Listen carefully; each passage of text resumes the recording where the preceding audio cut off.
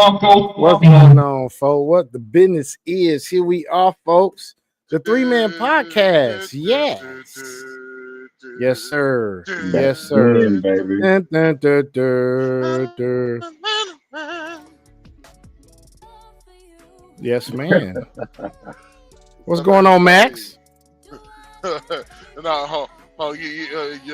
got to come in. We got to come in one time on some temptation shit. Be like, boom, boom, boom, boom, boom, boom.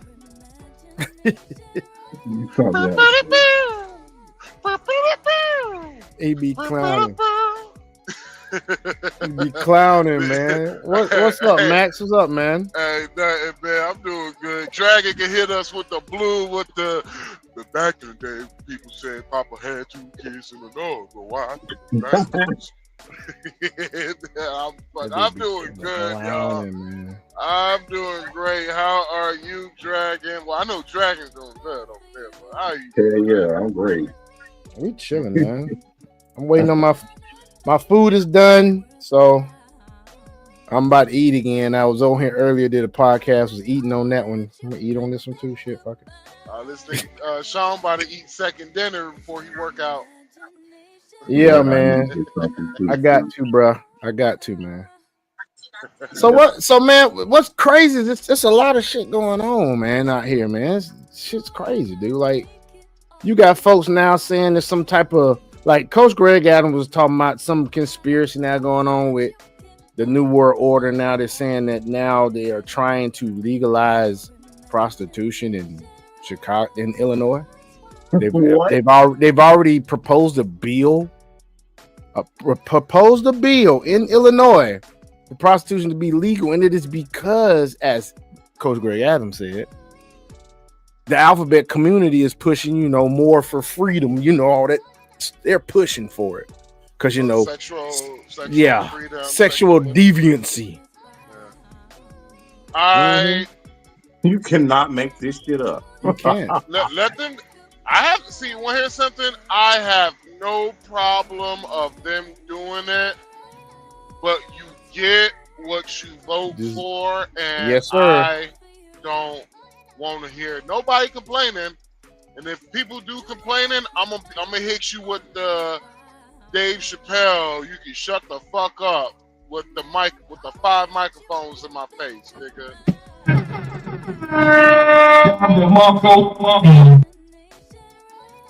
Get what Pretty you much.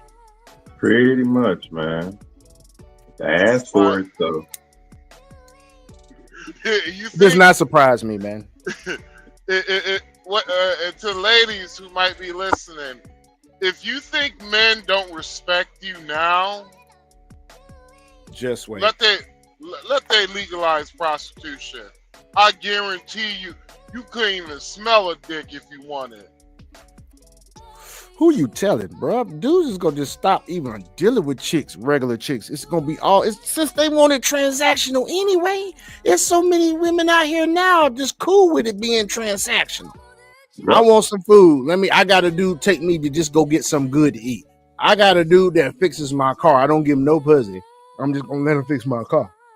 I got a dude that does my lawn work. I got a dude that takes me shopping and gets me bags. And these just the baddies being able to do this. And sometimes not even baddies, because we all know simps are known to shoot up, but they look like they're shooting down. Because like, damn, shawty, you paying all this money for this foe over here you fucking with? That's hilarious. Yeah, man. Hey, I remember my simping days, bro. Before I woke up and shit. Before I stop worshiping the black woman. Oh, the black woman is God. My black woman is God. Mm-hmm. Back in my simp days, nigga. Yeah. Your Dr. Umar days, huh?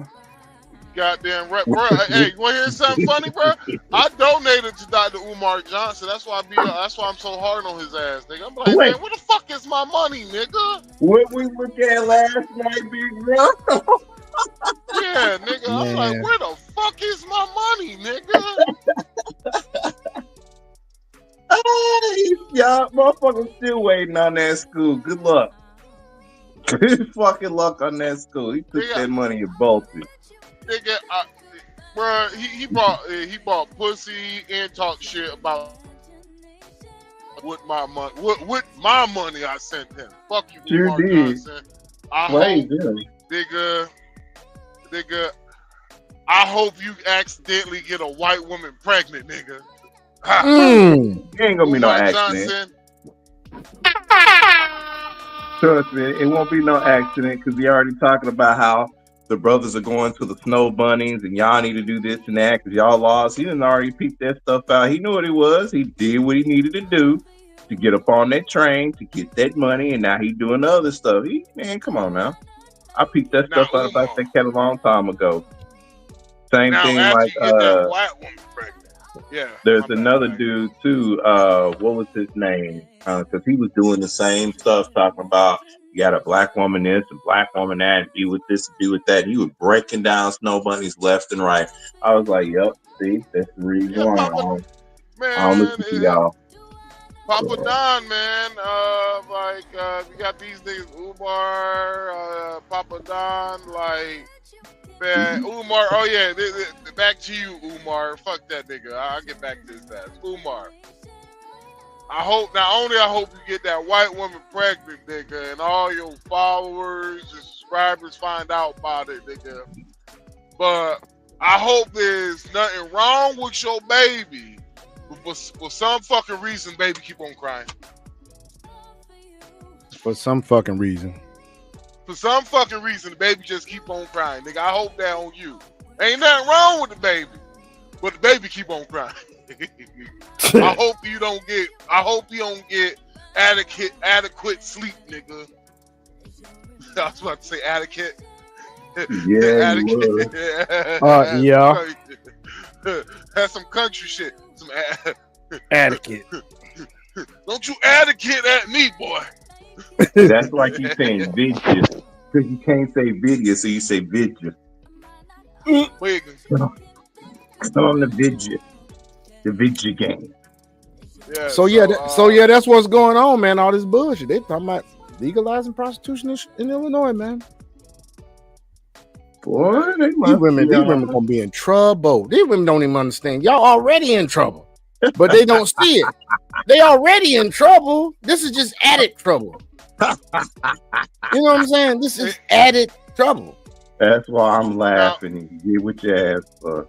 Now, this ladies, is why we getting the fuck if up you're out of here. listening to this, talk to the real niggas in your life. Let the real men in your life, the real ones that you respect, go to your elders and go to your boyfriends. Now, the one who's gonna be like, "What the fuck?" Those gonna be the ones that you should honestly listen to. But the ones who's gonna be like, "Oh, that'd be cool." Those are niggas that really don't give a fuck about you, and they just tell you exactly what you want to hear. Because no man worth their salt in their right fucking mind is gonna vote for that shit.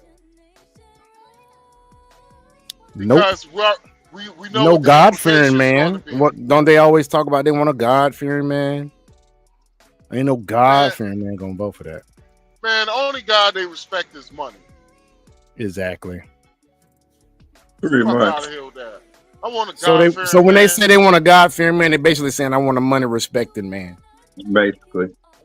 That's why they say respect you gotta make the fact that I want your money and all that other stuff. They want you to respect the fact that they want your money and that their money is their money and your money is their money as well. Money. I never heard a woman who said they want a God-fearing man and didn't say they didn't want a guy who makes six figures. Yeah, you don't hear that. You also don't hear too many women that said they want a God-fearing man and have a damn social media presence that is God-fearing. You don't see that too often. They'll have the social media presence of a thought pocket. Hold on, what? I didn't understand what you said. I said you won't see too many women that say they want a God-fearing man but also have a God-fearing social media presence. True. In other words, they'll say they want a God-fearing man, but they thought pocket on social media. Shit, I had to get on my girl today about she had A a bop. photo. Even though it's her birthday, I don't give a fuck. It's her birthday. I'm like that birthday dress. I'm like, damn baby, I can see that ass.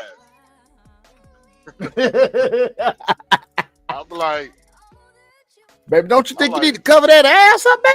I'm like, yeah, I'm like, if you're lucky, it's a birthday. If it was any other day, shit, to the left, to the left. Left, slide them pennies to the. Oh, you talking about? Okay. Yeah, so She going to the left. You got to be gone. happy birthday, babe. Happy birthday. Congrats. Happy birthday. Happy birthday to Max's babe. Yeah. We ain't not gonna say where excited she about it. is. Why are you not excited about it? Shit. I bought her a brand new outfit, birthday party, restaurant, gift, and all that shit. So yeah. Okay. Yeah. So in other words, you had to go in your pocket. Yeah. And that's why you're not excited about it. Yeah. Well, you know, I'm a cheap the ass sacrifice, nigga, the sacrifices that us true men actually make. I tell you. I'm a cheap ass nigga too. Oh yeah, you're a cheap ass nigga. I will penny pinch a half of a penny, nigga. But you My know that blood. most wealthy men are frugal, so nothing wrong with that. Well, I See, have these blown, women, I have, these. Go ahead. I have blown a lot of money on bullshit in the past. Well, a lot of these women say they want a wealthy man. They really don't want a wealthy man. They want a rich idiot. Because most wealthy men have frugal financial practices. That is absolutely correct.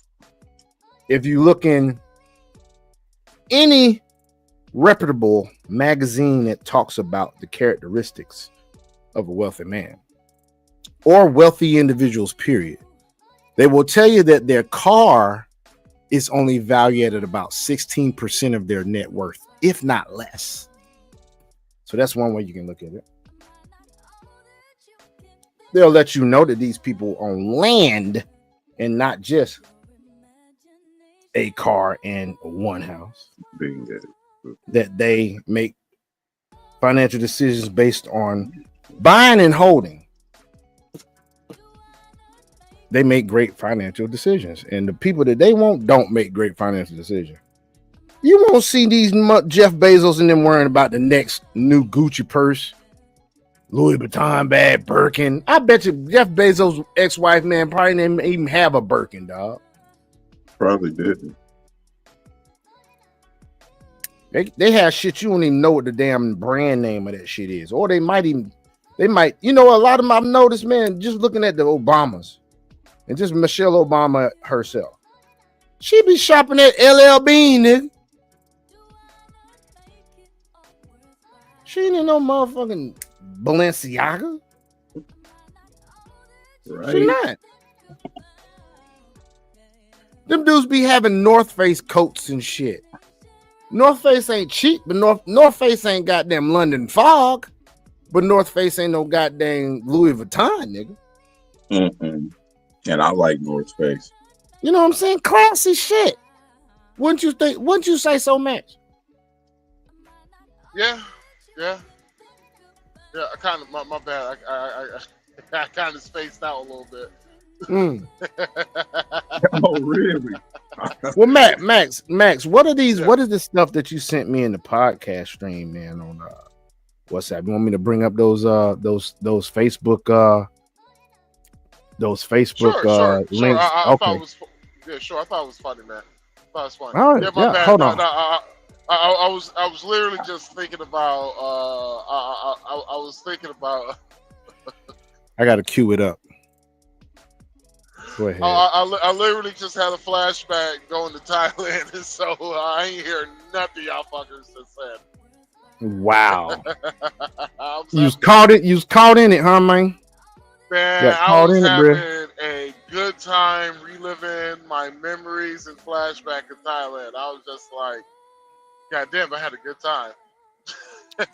Man, I'm gonna make it. I'm gonna make it out of Thailand, man. I am, bro. I'm just gonna really just. I'm gonna basically put aside a fair amount of money, even though you don't need a whole bunch. But I'm gonna put together. I'm just gonna budget it out so good that I'm not even gonna miss it when I come back home. You know what I'm saying? Yeah. Can't go no more than 11 days, but I wish I could do 2 weeks. But I have to see how I can situate that. I have to really plan that ahead. No, I might yeah. have to, but yeah, I want to do these 2 weeks. I think. I told my partner, man, like, because he went out there in August. I was like, "You went out there in August, bro?" Well, it was I hot was as like, fuck or real rainy. "Oh, nigga, it's the hottest month of the year." Well, damn. Yeah. No matter where you go, people, when you travel in the month of August, everywhere you go, it would damn near be the hottest month of the year outside southern of the hemisphere. It's the southern hemisphere. Yeah, that's Weird as crazy. fuck. That's It's weird. weird. Yeah, it's weird how, like, being the southern hemisphere, like, it's fucking snowing. It's it's their winter. Damn. Yeah, if you didn't know that, it's their winter. So August is probably like their spring. So right now, people in Argentina, Chile, lower part of Brazil, they're all going through winter time. Like, because that's where I'm actually gonna that'll probably be me and my girl's first trip is Argentina. Oh, okay. Yeah, because she wants to experience snow, and to be honest with you, not paying that visa for her to come to the United States. I totally feel you on that. So Definitely. I'm like You got to be the so wifey for the. She got to be the wifey for the travel visa to the United States because that's the only visa I'm ever getting any woman I date internationally. The United States is a travel visa. You got 6 months. We ain't finna be over here like that. We finna be in that country somewhere else. We are not gonna be over well, here like that. if y'all married, like I think she could apply for. Is it just a travel visa? No, that's the only one I'm saying I'm gonna pay for. She can get like a fucking, but she ain't even got to be married to you. I think to even get a work visa. She just has to have a sponsor. No, it's something different. Well, you all right? So tend to, if I remember correctly, when I was talking to somebody in the immigration office, if you say that like y'all in like a relationship, they will automatically deny your visa Really? for a travel visa. Wow. So she got to go Yeah. there by herself, pretty much. Well, if basically you have to establish y'all are just friends or something like that. Well, damn. Yeah, but Well, regardless, the only thing a chick over here will ever get from me is a travel visa. yeah, you got Help with that. That's it. the B2 visa, which is the marriage. That's the fiance marriage visa. I ain't Yep. getting that shit. No. Fiance marriage. It's K11 visa. and is a K1 or a K? It's a K1. I think it's a Yeah, K1.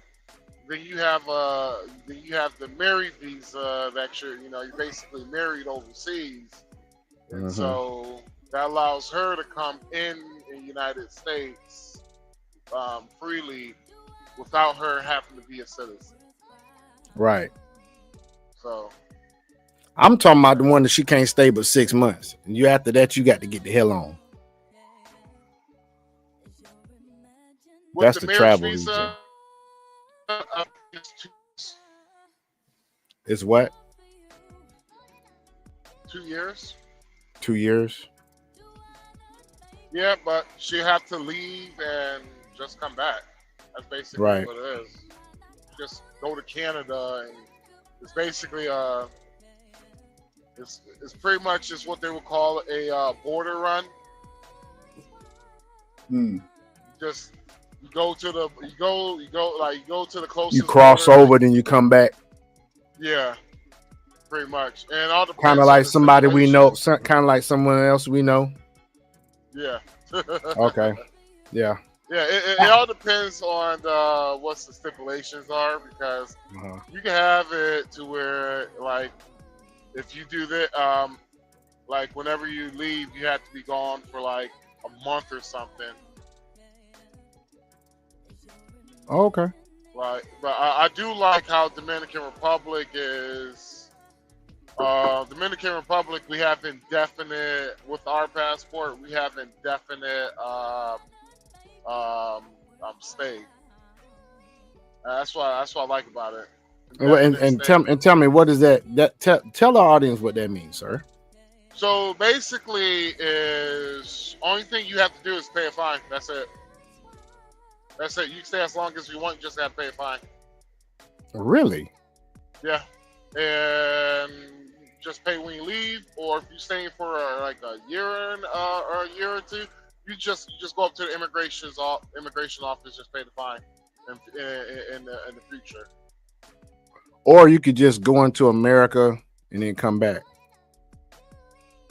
Oh, you just go to Haiti and come back. Well, who wants to do that shit? Yeah, that's what I'm saying. Like for instance, I'm living over there. Yeah. You know what I'm saying? And I need to come see my kids for something. I go see my kids and I come back. Now I ain't really gotta do shit, right?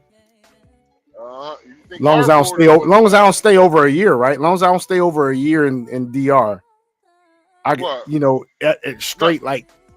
No, okay, it's indefinite. Indefinite. You can stay as long as you live, nigga. Oh yeah, just have to pay a fine. But how do you get out of paying the fine? Become a citizen. Okay, gotcha. Yeah. Which I was gonna get dual citizenship anyway, so it don't really matter. Well, for me, I would be like, well, it honestly ain't that much fucking money though. It's $100. Hold on. I think the fine I had to pay for me staying over one day was $50, but that would have covered me for 90 days, and I think it's 200. It's basically $200 a year. That ain't shit. And if you add them all together, it becomes cheaper, because the longer you stay there, the cheaper it will become. You feel me? Gotcha. So they give you a discount. So it's like, yeah, cool. Or I could just pay the extra $200 a month and don't have to worry about being a citizen, and right. And I can stay. I just won't vote, which I really don't give a fuck about that. Right. I won't. Because you're gonna be making American money some kind of way. As long as the dollar's strong, you're gonna be making American money. Yeah, I won't be able to. And even if that, you still got your crypto, which we finna come to soon, Mr. Dragon. Get prepared for the crypto news. Like you, I won't have. I won't be able to bear arms, which they calling bear arms is kind of fucking loosely, but. What you mean loosely? Man, nigga, I know half of them guns them niggas got. I know half of those niggas guns are. I don't know, but they ain't registered shit, is it? I'm thinking. I'm like, you know what? Maybe they're just old guns, and because guns are expensive on the island, very fucking expensive. I could see that. Like, I'm at a point to where I was talking to Francis, and I was just like, yo, what do I need to do to become basically to for me bringing weapons from the United States and sell them to the Dominican Republic. Well, all do I need to do? And he was like, he basically, I could try to go through him, but it's the law. I like the DR gun laws because you actually have to prove you're a sane fucking individual to own a gun. I've been wanting that over here. But the problem is with the United States is that everything the government touches turns into shit.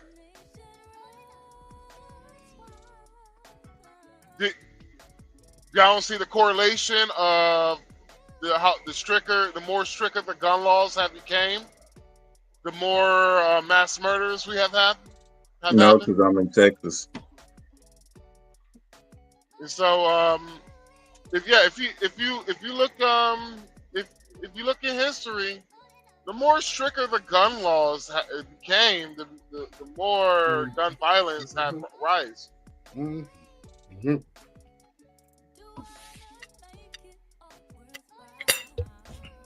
Am I the only one that's seen that correlation? Nope. Nah. We got you. We right here, bro. Oh shit, you ain't say shit. Cause I'm listening, nigga. I asked a fucking question. You like, yeah, we here, nigga. I'm like, nigga, I asked a question. The only person answer was Dragon, nigga. You said, do not. You said, does anybody not see that correlation? And I said, no. Oh, we ain't hear you then, nigga. I ain't hear you then, nigga. Baby voice said, nigga. Put some bass in your voice, nigga. Say it with your chest, little ass nigga. Nigga. But yeah, like we can't have that, you know, like you have to do get a psychological evaluation in order to own this gun, you know. They're not gonna. We don't have psychological evaluations for our cops, so you know it ain't gonna go down. They actually do. Well, it don't seem like it. Yeah, it's standard practice. I think it depends on the department. Some could be every quarter you're required to go, or if not, that should be standard practice. What you think? Yeah, most definitely. Nigga, are you fucking eating? He said he was earlier, bro. Did I not say that? You really literally did earlier say that you was gonna eat the second time for today. And you was like, you ate last night, you gonna eat today. Oh shit. Well, since this nigga is eating, I got a brilliant idea. What is that? Dun dun dun. Let's eat some crypto. Dragon, are you ready? All right. Let me introduce my boy here. Just a second, so I can get my my bong, because remember I was boiling that, so that was one of the other things. Give me just a second, please. Well, I was gonna play that video, bro. Yeah, play that, and then afterwards we can do crypto if you don't mind. This chick right here, man. Watch this. This shit's crazy. From what I saw it earlier. Can you read it? Can you read it for the audience? It says flight attendant fired. This is from My Mixtapes. This is at My Mixtapes. It's MYMIXTAPEZ.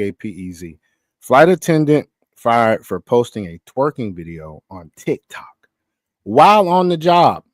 What's wrong with a little twerk before work? And her caption says, can't even be yourself anymore without the world being so sensitive. What's wrong with a little twerk before work? People act like they never did that before. Mind you, they'll say some shit like this and say it's okay for them to do that. But when you say something like you shouldn't be doing that, then they start playing the victim. That's true. They do. But let's go ahead on and play this. I like bad bitch. Oh, you know I like the real. She's a bad bitch. She's a I like the bitch. You like the rats. You like her. That's my type of. Bending over, shaking it now. That's my type of. Is this appropriate being a flight attendant? Do you think they want you to be affiliated with their airline doing this? What I like. Bad bitch. She's a oh, you know I like the What y'all think, ladies and gentlemen? real. She's a Man, people have a fucking nerve, bruh. Don't they though? A fucking nerve, bruh. I'm like, dog. You got the crypto You're news thing in the way, bro. Oh, my bad. you're you can't do whatever the fuck you want to do at somebody else's business. Why are you on the plane doing that? Is the question. She wants attention, and it's the fact that Mm-hmm. she knows she went to the supervisors and asked for permission to do a TikTok video on the airplane. They will have said no. That's right. You know what? When you said that, Ludacris popped up in my head. Move, bitch. Get out the Get way. out the way, yeah. Get out the I'm way. like, no, move, Dick. What? Yeah, No, move, no, bitch. you can't shoot. No, you can't twerk on my. Oh, you can't twerk on the fucking company's plane before on the company's dime. Well, you gotta No, be some real thought pocket to want to do that shit. you gotta She be very bending it over too. stupid. Then acting all surprised that they fired me from my job because the fact that I was twerk. I'm like, yo, y'all motherfuckers think That's how she like job to take it too. is That's how she like to take it too. Look at them. Mm-hmm. And they wonder why we don't take them fucking serious. y'all think a I'm not job gonna take is you serious. guaranteed. Like a Fuck job is that. not guaranteed, and you don't have the right to fucking work. Well, Entitlement. what? I mean, actually, no. You do have the right to work a job. You don't have the right to a job. You have the right to work, but you don't have the right to work right to a job. Right. No one's responsible for you to get you a job or for you to keep your job, except for you. So Mm-hmm. now, I'm sorry. Hold on. I just gotta dig deep into this shit because I've been wanting to say this shit for a minute, bro. It's the Hey, fact ran it that up. I have seen this shit I have seen this shit happen multiple times, and I have had men and women complain about this shit, and I'm over here, bitch ass nigga, keeping quiet and shit, not saying nothing. No, I'm going to say it. I'm glad that you got fired. You know what? Say it. I'm glad that you broke your elbow, nigga. I'm just kidding. I'm joking. To all the real ones know they know about that. But yeah, I am glad that you lost your fucking job. You privileged, whiny ass children. You are fucking grown adults and children. I mean, you're fucking children in grown people's bodies. Like, fuck out of here. Like, get the shit fuck together, people. Like, you can't do whatever you fucking want to do. There's accountability. And this is the problem with them.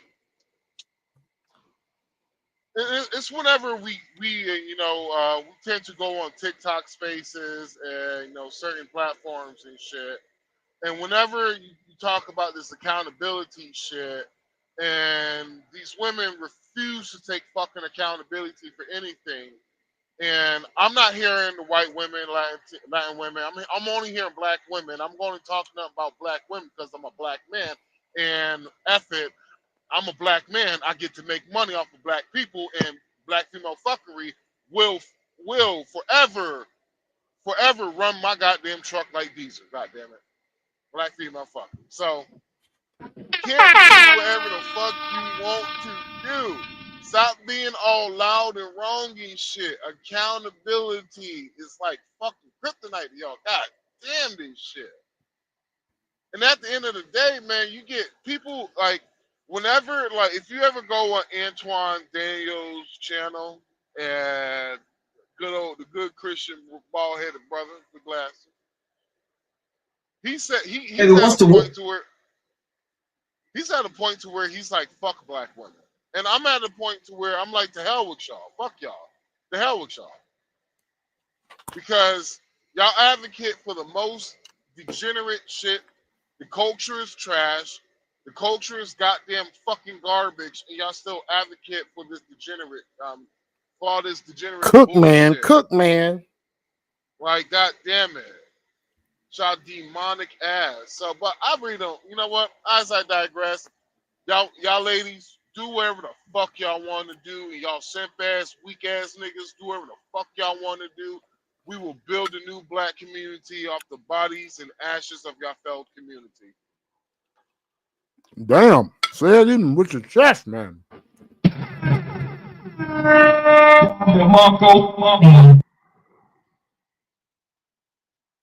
Good Lord. Hey, I'm right there with you, bro. I agree with everything you said. Put your fucking waist trainer on. That's why your organs is going more inside, bitch. This is a subject that is near and dear to his heart, ladies and gentlemen. It's near and dear to his heart.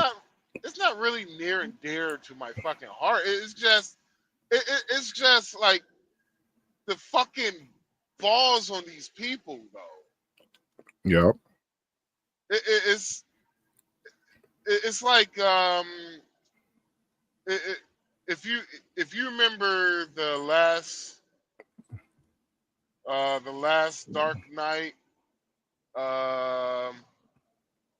what was it? It was the Dark Knight Rises with Bane, and Batman and Bane was in the tunnel, and they was fighting, and Bane was like, let me see what he said. He was just like, "You fight like a younger man.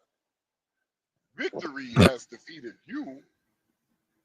Victory has defeated the black community." You think, look, this next video show enough does not dismiss that case. You fight like a younger man. Look at this bullshit. I don't even got to play the audio for this. Just play it. Look at this bullshit. This bitch say all her hair off to put some hair on. How the fuck you?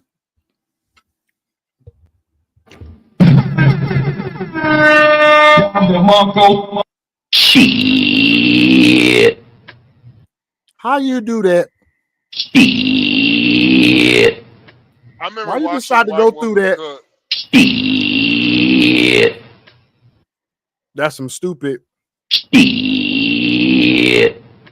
How you cut off all your hair to put on a hair helmet? Go ahead on, It Matt. is a sickness of the highest order. This is some bullshit. Look at this bullshit now. It is a sickness. Yeah, I remember. This was right before I bet. It was a long time ago when I first got on TikTok, and it was this MAGA Republican white woman who gave zero fucks about your feelings and shit. And so some sister girl got went at it with her ass, and she couldn't defeat the argument, so she started going at Ann hominem attacks at her, and the white girl was just like, "You don't want me to start, man. Can we just talk like adults? You don't want me to start." And she just say, but the black girl, she just kept going after her. She was just like, I refuse to have somebody continuously talk to me like this, ma'am. You can't even wear your real fucking hair. She was like, who the fuck do you think you are talking to me the way you are? At least wear your real hair. and the black chick didn't say a goddamn thing. It was just goddamn silence, nigga. Cricket. That is a higher form of savagery. She was she was outrating on that day, but What? Like, savagery. hey, hey, sister girl brought it on her, bro. Hey, Mhm. don't keep poking the bear, bro. You keep poking the bear, that motherfucker gonna be like, all right, what's up? But Yep, they wanted to be out there with the Bears, so yep. That one- I thought that was the There- most there we go with stupidest. that bullshit. I'm These just saying, motherfuckers man. debated. These motherfuckers debated that shit for what, a year and some change. Yeah, to let you know how stupid they are. Melissa, what's her name? Yeah, that's You who know, I wanted to talk about the other day. Melissa Ford. Melissa Ford. We'll talk about that. Let's do this crypto news, and then we'll go to that. We'll go to Melissa that. Ford. We can definitely find some content on that. We'll go to that. So without further ado, folks, we're gonna go with your well, boy Dragon Emperor, man. thank you. And there is a crypto ball, baby. Not like the monster ball, but it's the crypto ball. Inaugural gala. The inaugural gala signals a new dawn for U.S. crypto leadership. Crypto giants are rallying at their inaugural crypto ball, energized by President-elect Trump's pro-crypto agenda and plans to position the U.S. as a blockchain leader. So, how blockchain giants are backing America's innovation push. The inaugural crypto ball, set for January 17th at Washington, D.C.'s Andrew W. Mellon Auditorium, will celebrate American innovation alongside the inauguration of President-elect Donald J. Trump and Vice President-elect J.D. Vance. Tickets for the events are in high demand, with gold tickets originally priced at $2,500 each, already sold out at the time of writing. Only the 5,000 black tickets remain. $5,000 black tickets remain available. Hosted by Bitcoin Incorporated and hosted by Stand with Crypto, Exodus, Anchorage Digital, and Kraken. I love using that platform, by the way. The Black Tie event runs from 8 p.m. to midnight. Guests will enjoy cocktails and hors d'oeuvres as a part of the celebration of the 60th presidential inauguration and the new administration's leadership.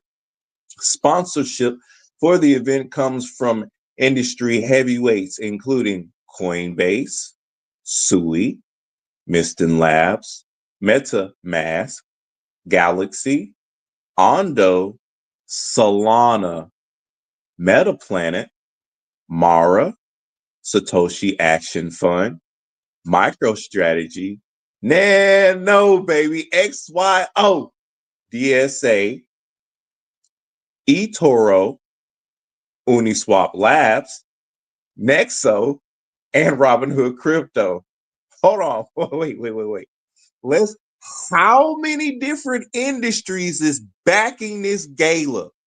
Sponsorship for the event comes from industry heavyweights.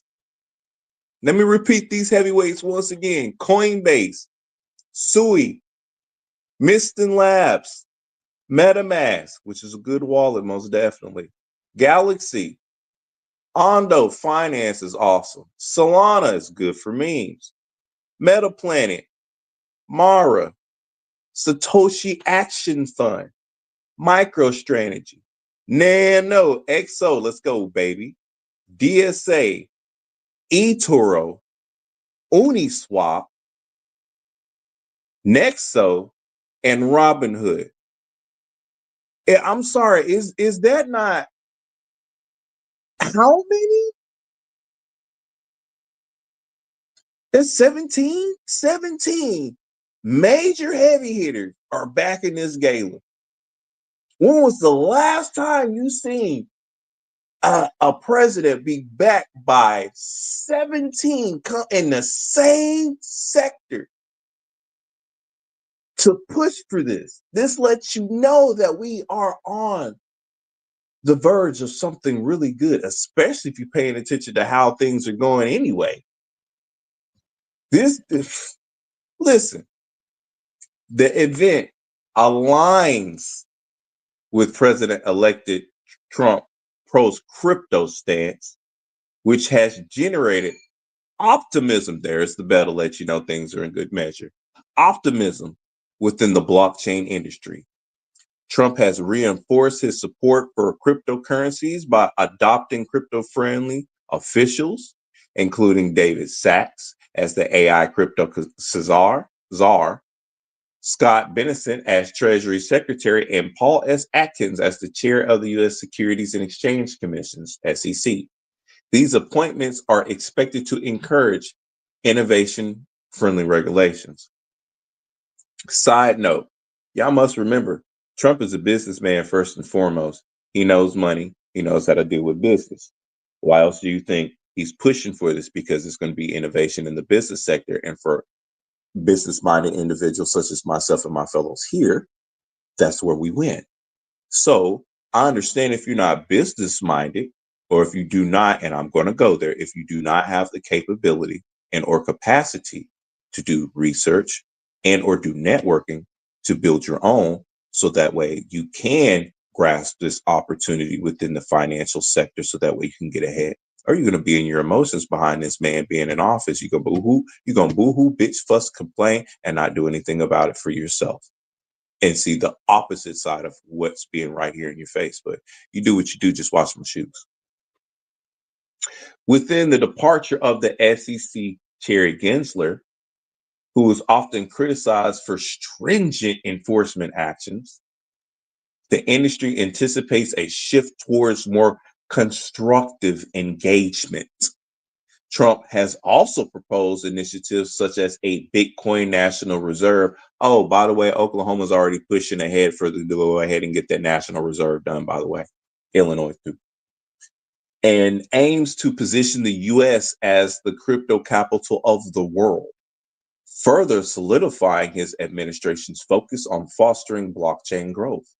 These policies could provide a stable regulatory environment, encouraging both innovation and institutional adaptation. During the inaugural crypto ball, a VIP reception will also be hosted by Trump Super PAC MAGA Incorporated, with David Sachs, according to Fox Business journalist Eleanor Terrett. Former President Donald Trump is not to be expected to attend. Tickets for the reception are priced at $100,000 each, or a $1 million package includes 4 tickets and a single ticket to a future dinner with Trump. Pause. $100,000 each, or a $1 million package that includes 4 tickets and a single ticket to a future dinner with Trump. $100,000 for a ticket. They are not playing with this at all. So, besides that, I have some other excellent news. Is cryptocurrency, or XRP, a millionaire maker? Let's look at some key points. Bitcoin and other risk-on assets saw a sharp decline during the past week as investors digested a new jobs report. XRP was a notable exception, likely due to anticipation that the SEC's woes are over. XRP market valuation appears out of sync with the value of its potential market. Bitcoin, like I said, saw a sharp decline in pricing during much of the past week. The cryptocurrency fell nearly 10% from January 7th through January 14th. Bitcoin's slide was mirrored by altcoins across crypto, with Ethereum, Solana, and Dogecoin all losing as much or more than the oldest, most valuable coin. The decline was in part driven by a hotter than expected jobs report released Friday. This means that the Federal Reserve could delay or reduce further interest rates cuts. Digital assets tend to be seen as Risk on by investors, that is, investments that add risk to a portfolio. Generally, when rates are falling, investors are more willing to take on risk, while the opposition is true when rates rise. Given that fewer cuts are now expected, risk on investments like crypto were hit. But despite the uh, rest of the market, the movement, XRP managed to gain 3.7% since January 7th. Let's take a look why and then consider whether XRP could be a millionaire maker. Key deadline looms. In 2020, XRP's parent company Ripple was sued by the Securities and Exchange Commission. The regulator claimed that the company sold XRP as an unregistered security, a pretty big no-no. In August 2024, a court ruled mostly in Ripple's favor, approving a $125 million fine when the SEC was originally seeking $2 billion. I told you Smeagol was what he was trying to do. How is this relevant though? The SEC appealed the ruling in October, but still must present its evidence if an appeal is to move forward. The deadline to do so is today because there's still some time left here. Under normal circumstances, there will be little reason to believe the SEC wouldn't meet this deadline. However, the regulator is undergoing a key change in leadership brought on by the election of Donald Trump. The current chair, Gary Gensler, is stepping down. Gensler has not exactly been a friend to XRP and crypto at large, but Trump's pick for his replacement, Paul Atkins, will likely take a different tack. Investors appear to believe the SEC will not pursue its appeal further in anticipation of this change in leadership and broader philosophy. So, XRP has a valuation problem. Although the failure of the SEC to continue its appeal by the end of today certainly could lead to a short-term gain, people are dubious of XRP's long-term value. That's because the value market is currently assigned to the token seems to be out of sync what can realistically provide to the real world. XRP is designed to transform banking by drastically reducing the cost and increasing the speed of transactions between financial institutions. In 2023, legacy systems cost the industry $193 billion in fees. This is the figure that proponents cite to illustrate just how large the opportunity for XRP. And while the number is impressive, it's entirely misleading. XRP transactions are by their nature extremely cheap. Yes, they are, baby. I can attest to that. They're orders of magnitude cheaper than that of the legacy transactions they hope to replace. If this is even true, if even XRP could capture 100% of the market, the fees collected would be several orders of magnitude smaller than the current $193 billion paid out to legacy systems. In this light, the current $150 billion market capitalization of XRP seems divorced from reality. The question at hand. Okay, let's assume I'm wrong. However, let's assume XRP is able to continue to grow considerably. Can it reach millionaire maker status? For our purpose, let's say it would need to turn 10,000 investments into 1 million in 30 years. However, 1 million in 30 years is only worth about 300,000 a day. A true millionaire maker by today's standards would need to turn our 10,000 into 3.3 million, a tall order. That's a 33,000% return over 30 years, which works out to an annual rate of 21.3%, more than twice that of the stock market's historical average. If XRP grew by this pace by 2065, it would have a market cap of 48 trillion. And the same as the top 10 largest banks combined, assuming a generous 10% annual growth rate. Do you believe XRP could be worth the combined market caps of the 10 largest banks in the world? Given this, I wouldn't call XRP a millionaire maker. Not just this, but considering its current valuation, I would recommend this investment. especially at this price. So, should you invest $1,000 in XRP right now? Before you buy stock in XRP, consider this. The Motley Fool Stock Advisor Analysis Team just identified that they believe that there are 10 stocks for investors to buy. I'm not fixed to do that crap. We're not fixed to do the 10 stocks. Invest in XRP, see it for the long sight, and see it for the long run. It is getting up to a point now, because remember, at one point in time, it was 5 cents, it was 50 cents. Now, mind you, if the SEC for the past 4 years didn't stifle Ripple and allow the pass for Ethereum to go through, which, mind you, is backed by the institutional investors and everything else, no wonder it got a pass, right? No wonder. To where this money here could have been in our pockets a long time ago, to where we could have been up and up. But Schmiegel, Gary Gensler, stifled us. And he specifically stated that, too, in a report that I had read yesterday. He is very proud as to what he has done. And now he's even trying to go after Elon Musk as he's going on his way out because he's mad. But to go ahead and finish up with some stuff, Ripple confident in victory as SEC crypto war nears its end. Ripple is confident in its legal position as SEC leadership faces criticism for the enforcement-heavy policies with the pro-crypto regulatory shift on the horizon. Ripple is confident and thriving as a new era of crypto regulations dawn. Ripple executives have taken aim at U.S. Securities and Exchange Commission Chairman Gary Gensler, Schmiegel, criticizing his regulatory approach and the agency's persistence in legal battles. Ripple General Counsel Stuart Aldertree addressed the SEC's appeal, stating, on January 20th, Gensler's war on crypto ends at the SEC.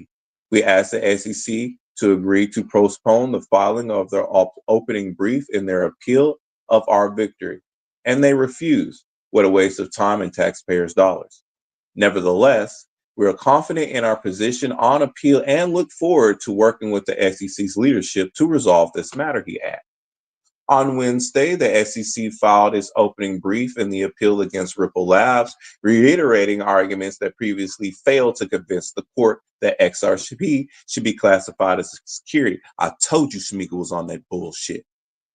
Aldertree commented after the filing, as expected, the SEC's appeals brief is a rehash of already failed arguments and likely to be abandoned by the next administration, he stressed. A new era of pro-innovation regulation is coming and Ripple is thriving. Gensler, very much on brand, completely dismissive of the 2024 election and the American public, fully commits to his failed regulation by enforcement agenda to the bitter end, which is sad. This was the words from Ripple CEO Brad Garlinghouse. And these statements reflect growing dissatisfaction among crypto advocates regarding what they see as an over-reliance on enforcement rather than clear regulatory frameworks. Gensler's anticipated resignation, coinciding with Donald Trump's inauguration as president on January 20th, has fueled speculation about potential shift in crypto policy. Trump, who has increasingly signaled pro-crypto stances and support for Bitcoin, has nominated individuals with pro-crypto views, signaling a leadership shift more favorable to the digital asset industry. Many in the crypto community view this transition as an opportunity for clearer and more constructive regulations.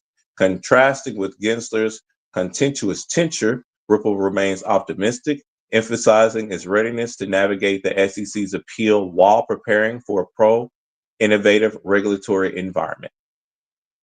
And that is what I have for the crypto news today. But yeah, Schmiegel on that bullshit. Schmiegel, I told you he was doing his best in order to keep the money out of the people's pockets. He did his best. He did what he was supposed to do, which was to keep the institutional investors up and running to make sure that they had what they had going at first, get them ETFs going, get a couple of other stuff and everything else. Then we'll go ahead and we'll really allow the common person to get their stuff out. Now watch that this stuff is about to get in full swing once that dipwit fully gets out of office. But I told y'all, he specifically said he is happy to stifle the money that's coming in our pockets. He's happy to stifle the innovation across America. He is happy to go ahead and just make sure that his institutional buddies get their sway and their say so. Remember BlackRock, Grayscale, 21 Shares, all of them, how surprisingly, even though he cannot stand crypto and he does not like Bitcoin, he allowed them to pass to get their Bitcoin ETFs and other stuff slid on through, would not have looked at or anything else. Went after not only Coinbase, Kraken, but all the groups that are backing Trump at that gala, at that ball. The SEC went after. So you got 17 people that's backing this man and say you need to get the hell up out of here because of you. America has been stifled in one area, which that marketplace could have really and exponentially helped us out. When everybody's like, oh, I need some extra money, this and that, you could have invested over here and then made some extra money. People are starting to come out with more stuff now. So Dragon. What's up? So you are you have you are you talking about the Fed also? The guy who's in charge of the Fed? What's his name? Do you know what I'm talking about? That's hold on. I need to go back What's his name? so I can get his name. It's I know who you're speaking of, but he has a pro crypto stance as well too. This is our What? No, the guy not Trump's guy, but Biden's guy. The guy you're calling Schmeagol. Oh, Gary Gensler. What about him? Yeah. So a new report came out that inflation has increased again. Mm-hmm. And so homie has done a terrible fucking job. And remind you, he did all of this shit just so it would make the Democrats look better. But it made them it's making them look a lot worse. Yeah. That's what he did on the back end, is making them look worse because of how much they stifled so much. How much put it to you like this: the amount of money that's been sent abroad to help out other countries could have been put over here and be put into crypto in order to solidify us even stronger. But yet they want to send the money abroad to a war we shouldn't even be in. We shouldn't have that at all. No business with that, because we got stuff of what we need to do over here. But on the flip side, and this is just my personal opinion or my speculation, they were doing that to drive America into the ground anyway, because we have places over here looking like a third world country, to where I know places abroad to where they look much better than what we got looking at over here. Yeah, dude, much better. Whenever I said I did a cross country trip to through the Dominican Republic, and I was just like, wow. I was like, wow. I have experienced less potholes than I experienced on I-80 in Indiana, right? Or in Illinois on I-80. Speak the truth, man. Speak the truth. And I'm just like, wow.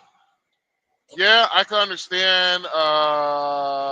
The country I'm driving through. Yes, it is a third world country, but I'm like, United States of America. You have the quality of the United States of America has dropped so bad. The only thing that is good in the United States is the money. That is it.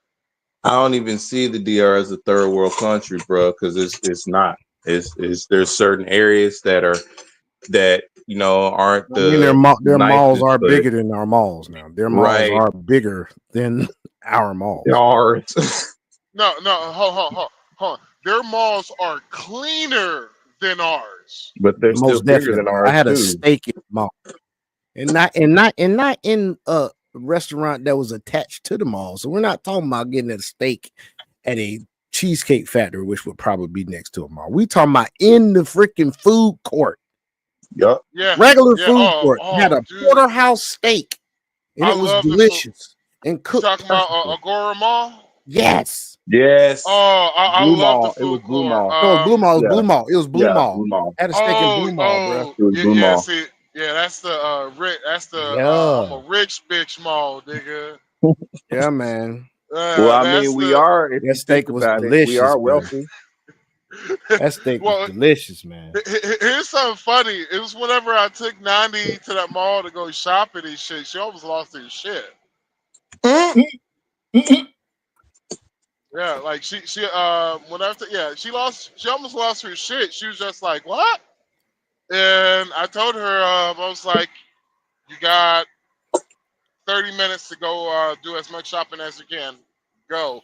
And I watched her fucking go. Boy, it was like watching a kid in a candy store.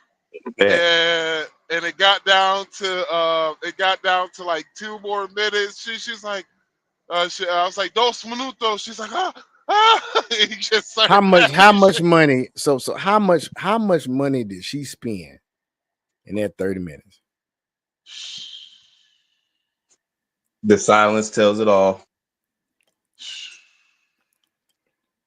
Which step? I had to use the Capital One. I had to max the Capital One out. I mean, let's actually, you know Damn, what? and that's in DR. Good God, what was she getting?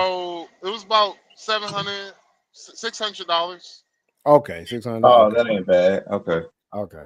Nigga, like, but It ate your budget up for the trip, but it wasn't No. bad, but it ate through your budget. No, I ain't eating my budget.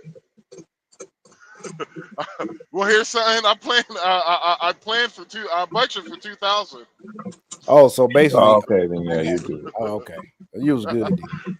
But it was funny because you should have It would seen take her those. long to spend like $600 something though. No, but she bought a lot of shit. It was a lot of clothes, nigga. Like, Okay, well, I'm then, talking. yeah. We're She's lit- resourceful. That was a test, wasn't it? Was that a test, bro? No. I always take my girl. I always take girls shopping. No, it I wasn't no got you, test. It was bro. just. It was But just. you can almost look at it. You can get a lot of information from the way she shopped, though. That's if she's true. able to get a whole bunch of clothes for that, you might have a pretty frugal ass woman. And those are the best kind to have. It's the Dominican Republic. Well, yeah, still, even there. The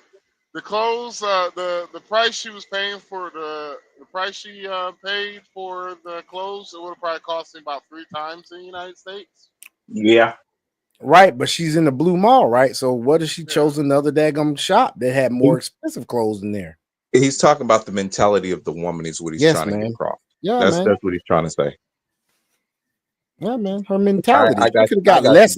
She could have got less items. She could have gotten less items. So if I would have took her to when I took her to Bravo, that it would have worked better if I took her. Which I did. We went to Bravo too, and she bought a lot of shit for the household. She bought a couple of stuff for herself, and she bought a couple of stuff for me. You feel me? Yeah. Right. Because she knew I had everything except for 2 fucking things. Was toothbrush, mouthwash, toothpaste, and fucking socks. And it was funny, I didn't remember that I even had goddamn socks.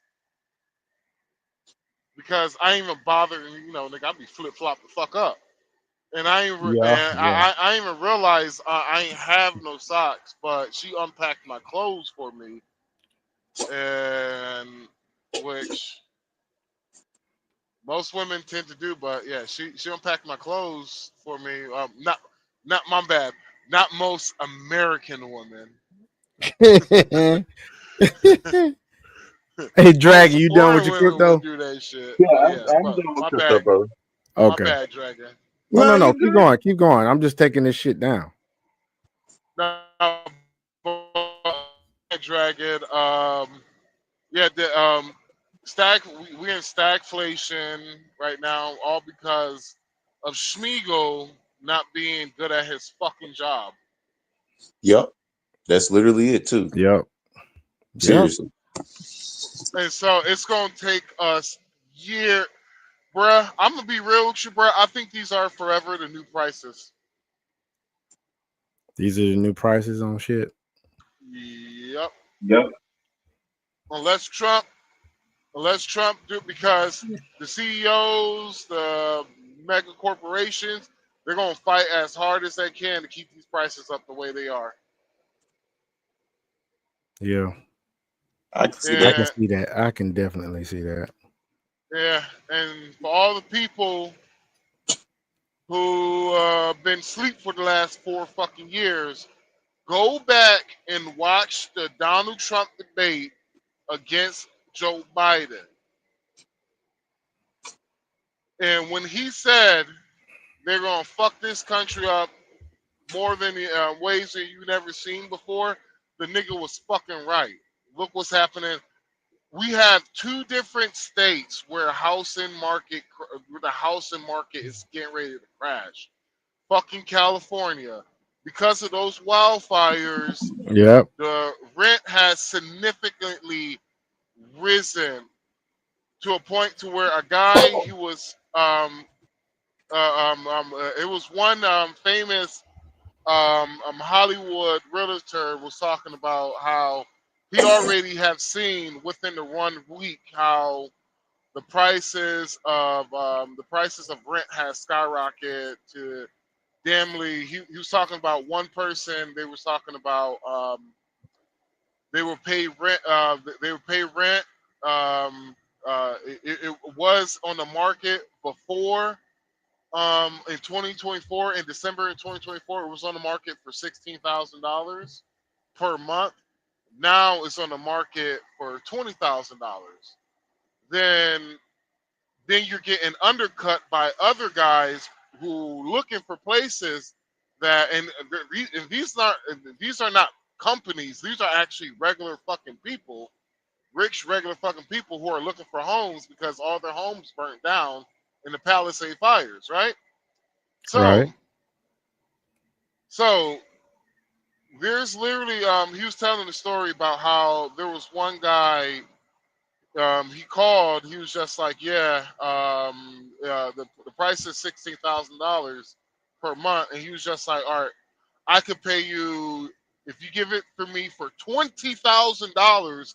I will pay you 6 months in advance. That's $120,000. Yeah, Pay sure you is. 6 months in a fucking advance. The guy called back and told him he can't do it for 20. He needs 23, and including the 6 months in fucking advance. The guy said fucking sold. Just because all of these people whose homes are getting just got burnt down in less than 1 fucking week, dude. And That's a it's lot. getting and it's getting worse. Now look at what's going on in Florida. The homeowners insurance is double the national average. Phew. Depression is coming.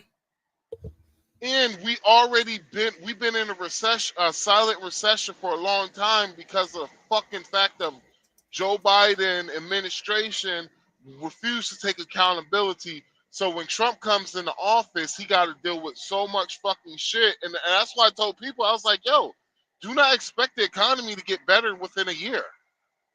Yeah, it's gonna take at least 2 to 3, I was like, "Yo, you want to know how bad the fucking and they're gonna and economy they're gonna is? and they're gonna blame Trump for it, and he's gonna be trying to fix it. How bad the economy is? Grocery Distribution. distribution centers, they have cut their hours from 24 to 12. And they've been running like that for the last 2 years. Damn. They're already talking about cutting it another 2 hours. Now, when people talking about the grocery stores are gouging the prices, I'm like, you realize they're having massive layoffs. Not only they having massive layoffs, but they have cut their grocery prices. When was the last time Walmart was 24/7? When was the last time Kroger was 24/7? COVID, right before COVID. And so, COVID was when all this shit happened. yeah. And so, backpacking what Dragon said, yeah, we could have done. We could have, honestly, bruh, we could have came up 20 times better than paying damn near low, very, very fucking low taxes. Yeah, all because of people who care more about their fucking feelings and feelings of a small minority of people and fake racism. That's the reason why we're fucking here. And fake symbolism of victory. Example, being the first black woman, first this, first that, first openly LGBTQIS, like plus. I don't fucking know anymore. But yeah, I'm done. My bad. Apologies. Next Mama Rent Part 2. Sponsored by we could have Emperor. we could have went to the Mumble Rants, man. We can do that. You want to go to No, that? I'm done. No, I'm done. That You're was done? pretty much it. Yeah, I'm Okay. twice already. So All right, well, check this out. I remember you saying you wanted to discuss this, so let's look at a little bit of this then. Let's look at a little bit of this. Like she stares at me like, I love you, I can't breathe without you, or I'm plotting your fucking murder. Come here, mommy. Good girl. Catwoman. Check 1, 2, 3, 4, 5, 6. Okay. I thought that I was in love with this man, but I wasn't. I was not faithful in this relationship. A fantasy would be, I guess, a menage, me and you. Why would I want to date such a weak bitch? I was almost raped. I was addicted to him. I am 48, child-free, and I've never been married. So, for those that don't know, this is her podcast. She was on it, and Max mentioned he want to talk about this. This chick is 48.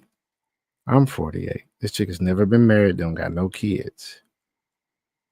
this What is the Melissa Ford, and Melissa Ford, folks. and my eye shed 2 tears of piss for you. Do not care. Right. No care.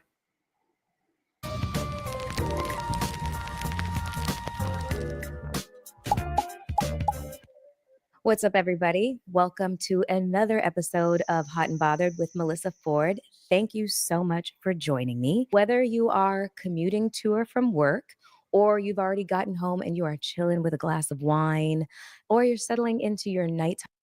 Now, other than that face getting older, she's still fine now. This chick still got a booty on her now. She ain't fat. She ain't fat, but boy, look at her. Ran through Shit. allegedly. Time routine.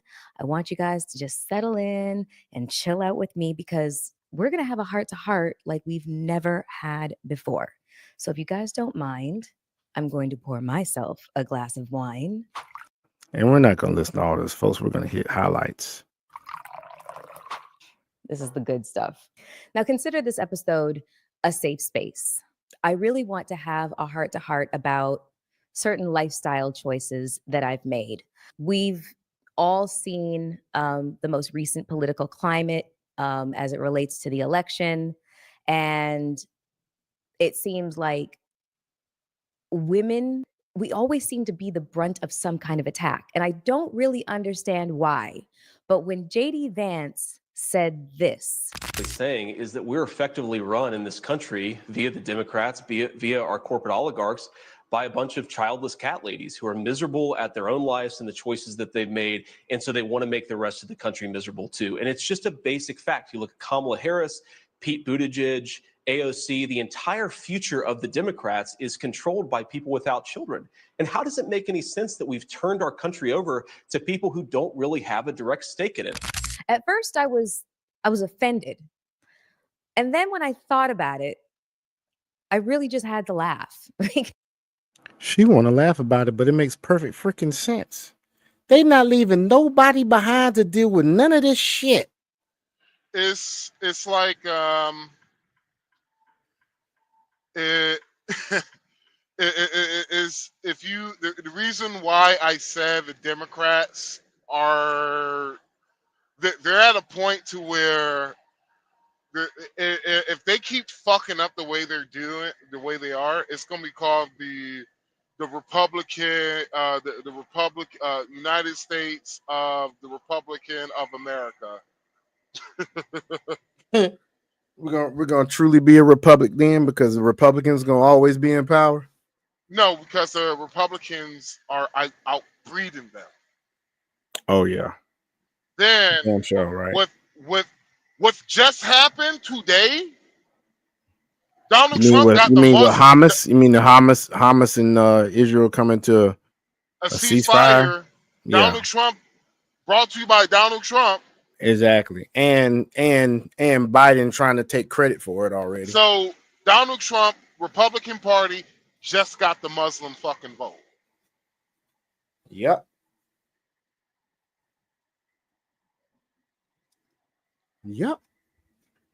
Biden's been trying to steal that glory.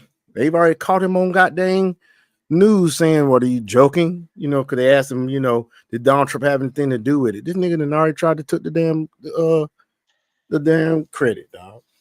You know what? And you know what? Probably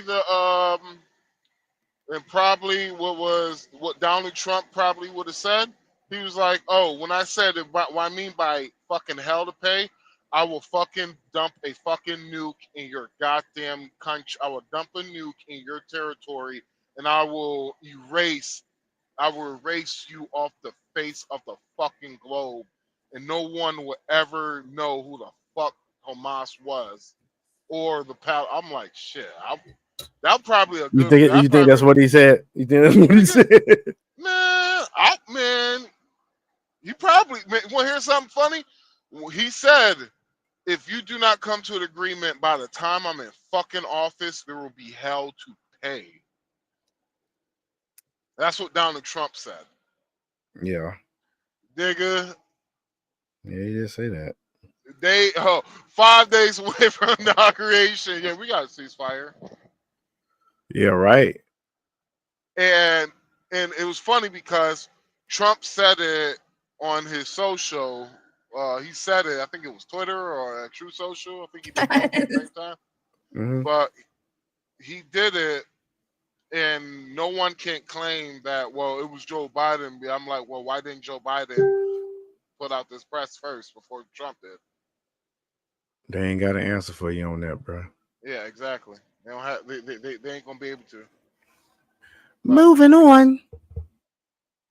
Never been married, childless cat ladies. Honestly, that sounds like a dream come true to me. I don't know. Like solitude, my own choices, and animals. This chick is now telling you why the hell she ain't married.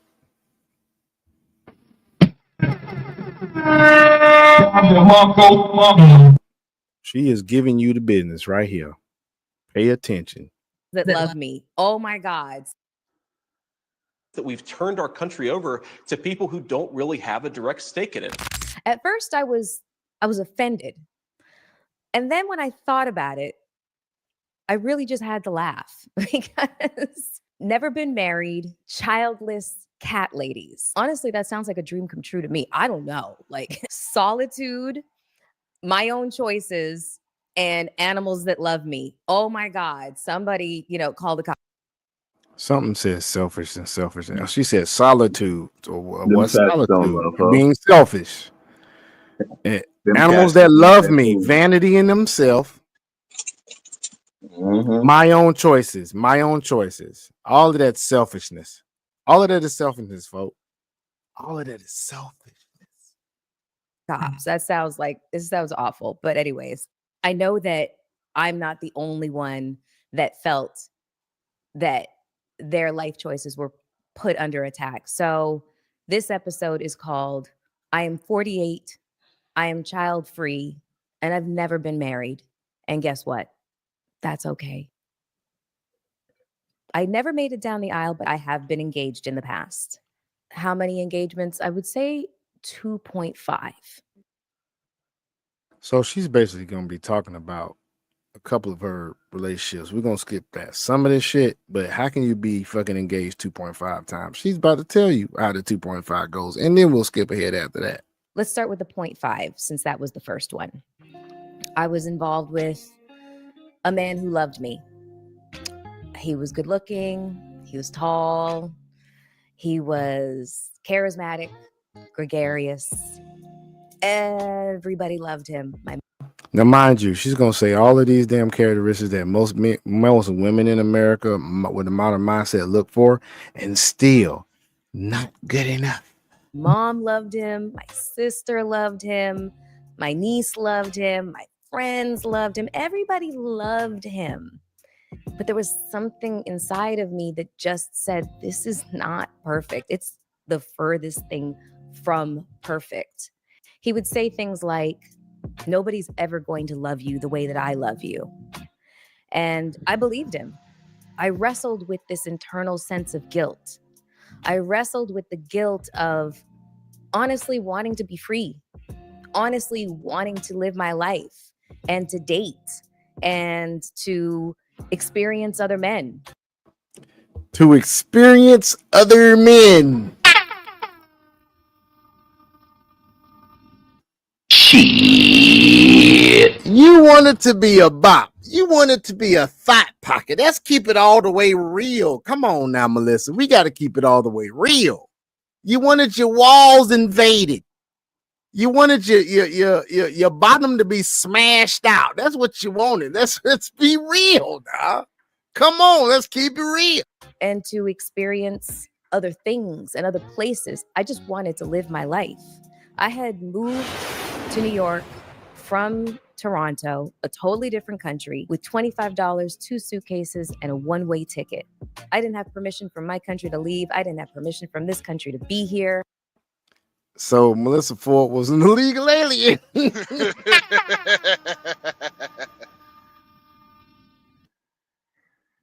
This chick was an illegal migrant. That's right. You heard it first here, folks, on the 3 Men podcast. And I was making things happen for myself at a very, very rapid pace. And so to find myself inside of a relationship that felt so stifling at this very young age and not having the vocabulary to... So basically, she's just telling you, folks, she's being transparent and saying, look, I have not sucked enough dicks yet. I have not sucked enough dicks. I need a couple of more inside of me. I need to experience that first. I've not done it enough. Come on, one, come all. Come one, come all. And come into my sugar walls. That's exactly what she's saying. Speak up for myself and articulate that somebody who loves you would not say those things to you. They wouldn't say that nobody will ever love you the way that I love you. First of all, I've heard several YouTubers talk about this one part of her podcast, where she says, someone that loves you would never say, no one will love you the way I love you. First of all, what's the context of it? She's explaining it from her point of view. The context is that he's putting her down saying that. But what if somebody said that statement lovingly? Let's listen to it again. Listen to it again. Honestly wanting to live my life and to date and to experience other men and to experience other things and other places. I just wanted to live my life. I had moved to New York from Toronto, a totally different country, with $25. The statement I'm talking about is coming up. Hold on. Here we go. Loves you would not say those things to you. They wouldn't say that nobody will ever love you the way that I love you. No one would ever love you the way that I love you. See, she's trying to say that the way they said it was in a abusive manner. But we weren't there. Only she was there and the person she was involved with was there. So was she saying that? Is she trying to justify her thought pocket ways or find an excuse to leave the relationship? And and she explains it as that. When I guarantee, I bet you he did not say it in that context. I bet you that dude was like, look, baby, ain't nobody gonna love you the way I love you. Nobody gonna love you the way I love you. Nobody out there can do that. The way I can love you, the way I can take care of you, where I can take care of you, girl. Nobody can love you the way I love you. Even if he said that,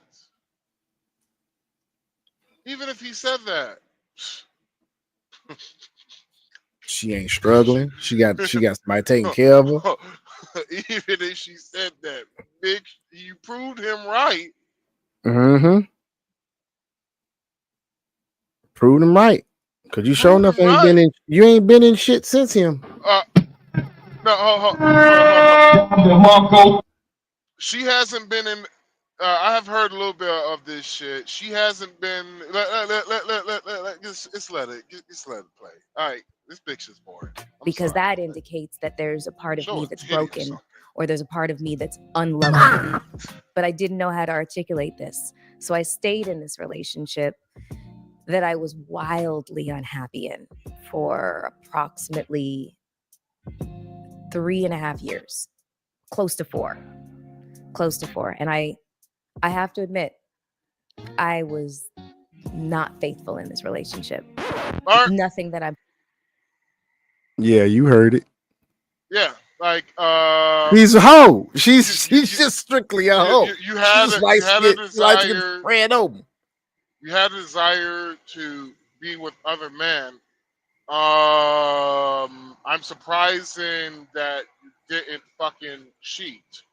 Here's what happened, Melissa, and I'm guessing and I'm ballparking this. This will probably happen. She got in his country. She was she's a foreign mixed chick who came in. Was she was she up in the New York area? Probably, yeah, New York area. So yeah, pretty much. She met probably met a decent fucking dude, and I kind of want to see who's the first guy, because I guarantee you that motherfucker's probably already married with kids and living his life. Yeah, probably. And one of the guys she's talking about in here, people are speculating is Flow Rider. Not this guy she's saying, but somebody else she's talking about. Because remember, she's been engaged 2.5 times. Fuck. Ain't she Lil Wayne's baby mama? Nah, she ain't got no kids. I mean, ain't got no kids. Not Lil Baby Mama. Didn't she deal with Lil Wayne? I think she did date him for a minute, but that's not one of the ones she goddamn saying and proposed to her. She said she's been engaged 2.5 times, which means she accepted the proposal. It's not even including the many times she's been proposed to. But anyway. So with Melissa Ford, it's like, yo, peanut butter skin looking ass motherfucker. You have been like, this shit is just too fucking. Just play the tape. Never mind. This shit's too fucking easy. Just play the tape. I'm proud of, but I just chalk that up to I was really, really young and I was hood famous. You know, I was on the covers of magazines, on your local newsstand, so everybody recognized. That motherfucker used to be. You could not take that away from her. That little motherfucker was bad, man, back in the day.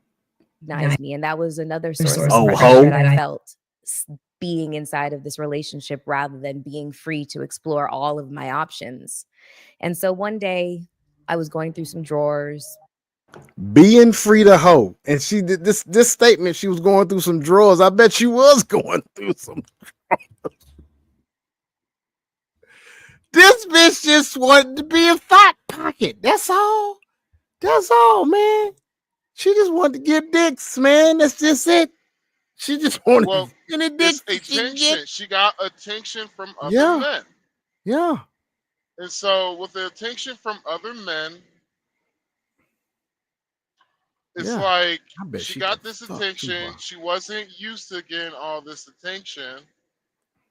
Like, God damn. just think about it. Canada is predominantly white fucking area. Yeah. And so she probably wasn't the it, like, she probably was an it girl, but she probably wasn't that it girl until Yeah. she got to New York. And she seen like all these men. Then she got with, honestly, she probably got with a good fucking dude way too early, Mm-hmm. way too quick Mm-hmm. when she first got here. Mm-hmm. And she started getting more Americanized than, yeah. God She dang got thought. she got more westernized when she came to America, Yep. and because there's a believe it or not, there's a lot of feminine women in Canada, more than I can say than the United States. There's a lot of feminine women coming from Canada, but it's whenever they hit these United States, all of that feminine shit they learn It from their gets mom stripped goes out from the them. window. But also, Society ruins them. she's gonna go into about her parenting too. So Yep, she is. I'm let's let her keep it roll. play. Yeah. You know, folding laundry, placing clothes, you know, in the drawers and such. And I found it. I found a box.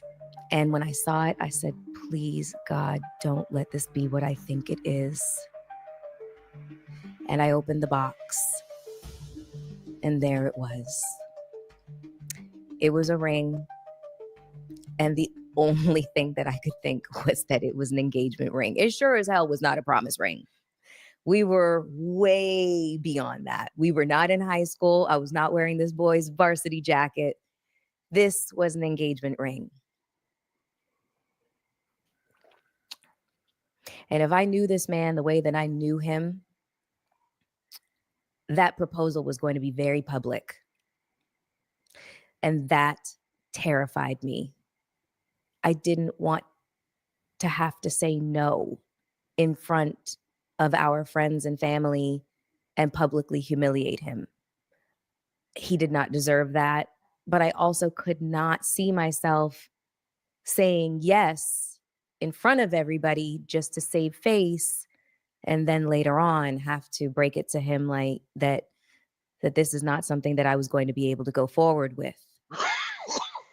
So what I did instead was I packed up all my belongings while he was out of town and put them in storage and flew back to Canada. And then I had the conversation about us breaking up over the phone. I know what you're probably thinking as well. Yo, Melissa, that's fucked up. I know. It took years for me to make peace with this decision. I have self-flagellated over this decision. I have beaten myself up every way to Sunday that you possibly can. I tried to reconcile with him at one point, which was a big mistake. That is the because point. he told you to fuck off. I had an ugly duckling face. Pa- Don't tell Pause anybody. it. I destroyed Pause all the it real pictures, so quick. there's no proof. Before I became a video model and a model, and I was Pause like it. known as the brain amongst all my friends, you know, so I was studying forensic psychology with a minor in English literature in university. So the fact that I started to become known more for my looks than my brain is kind of ironic. Sean, are The you there? attention Can you just pause it? snowballed, and I started to see that I was able to, you know, make a business out of it. Sorry, man. I had stepped away from it. Oh no. So, what a fucking coward she is. Yep. That is some cowardice shit. You moved all your shit, put your shit in storage. Then she basically broke up with him over the phone. That's what it was. Yeah, she ran away. While he was out of town. I bet she had some abandonment issues before that.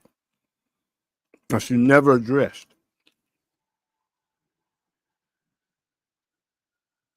You'll Broken see why. chick. She's a broken chick. if you have never seen this before, you'll see why. If it Yeah, didn't that's make some money, it didn't make sense. trash shit. Society places an enormous amount of pressure on us to check certain boxes. The box of go to school and excel. You've got to pursue a career based on what you went to school for. And you've got to excel and become successful. And you have to have your 3-year, 5-year, 10-year, 15-year, 20-year plan, all while you're in your 20s. Get married, get the white picket fence, and have 2.3 kids. Never figured out the point situation when it came to the statistics, because like, what's a third of a kid? But I digress on that. The problem with the boxes is that we never check in with ourselves. It is never, ever, ever our first thought as to, well, what is it that I actually want? I am now, welcoming into my circle a lot of women who checked all those boxes. And for all intents and purposes, a lot of the stuff really actually did not work out. Yes, they ended up with the children, but they ended up in sometimes a loveless, sometimes an abusive, and sometimes a marriage of convenience. Sometimes they didn't even get the marriage. They just got the kids, and they inherited a whole lot of struggle and strife. And it's not to say that their choices are better or worse than the choices that I made. These are just choices. But for us women, I feel like our choices oftentimes have never really, really belonged to us. And when we have tried to exert our sense of independence, we are shamed for it. At this point, This chick has a severe spirit of rebellion on her. My, oh my, I bleed cold, hard, bloody piss for you. This Like, chick has a rebellious spirit. she's talking like, honestly, and I think you kind of see that when I say this American privilege shit, it's like American privilege, I'm listening. and I'm kind of at a point to where this is like, it's starting to become a real psychological thing. I'm like, ma'am, the only thing you're fucking known for is looking good. What pressure do you really I mean, fucking have? you mean that pretty privilege Pretty shit? privilege, yeah. What Mhm. pressure do you really fucking have? Ma'am, if I fucking decide, if I fucking get sick or something, let's just say I get a migraine headache and I can't fucking drive this truck. Well, the food that I have on here will fucking spoil. So because of that food is spoiled, the food is going to spoil. It got to be thrown away. You can't do nothing for it. You can't do nothing with it. It has to go. So that in that area, the price of meat will raise up just a little bit, but it will raise a little bit of enough to where a family might come. They can't afford to buy it because damn, it raised. It was $2. Now it's $4.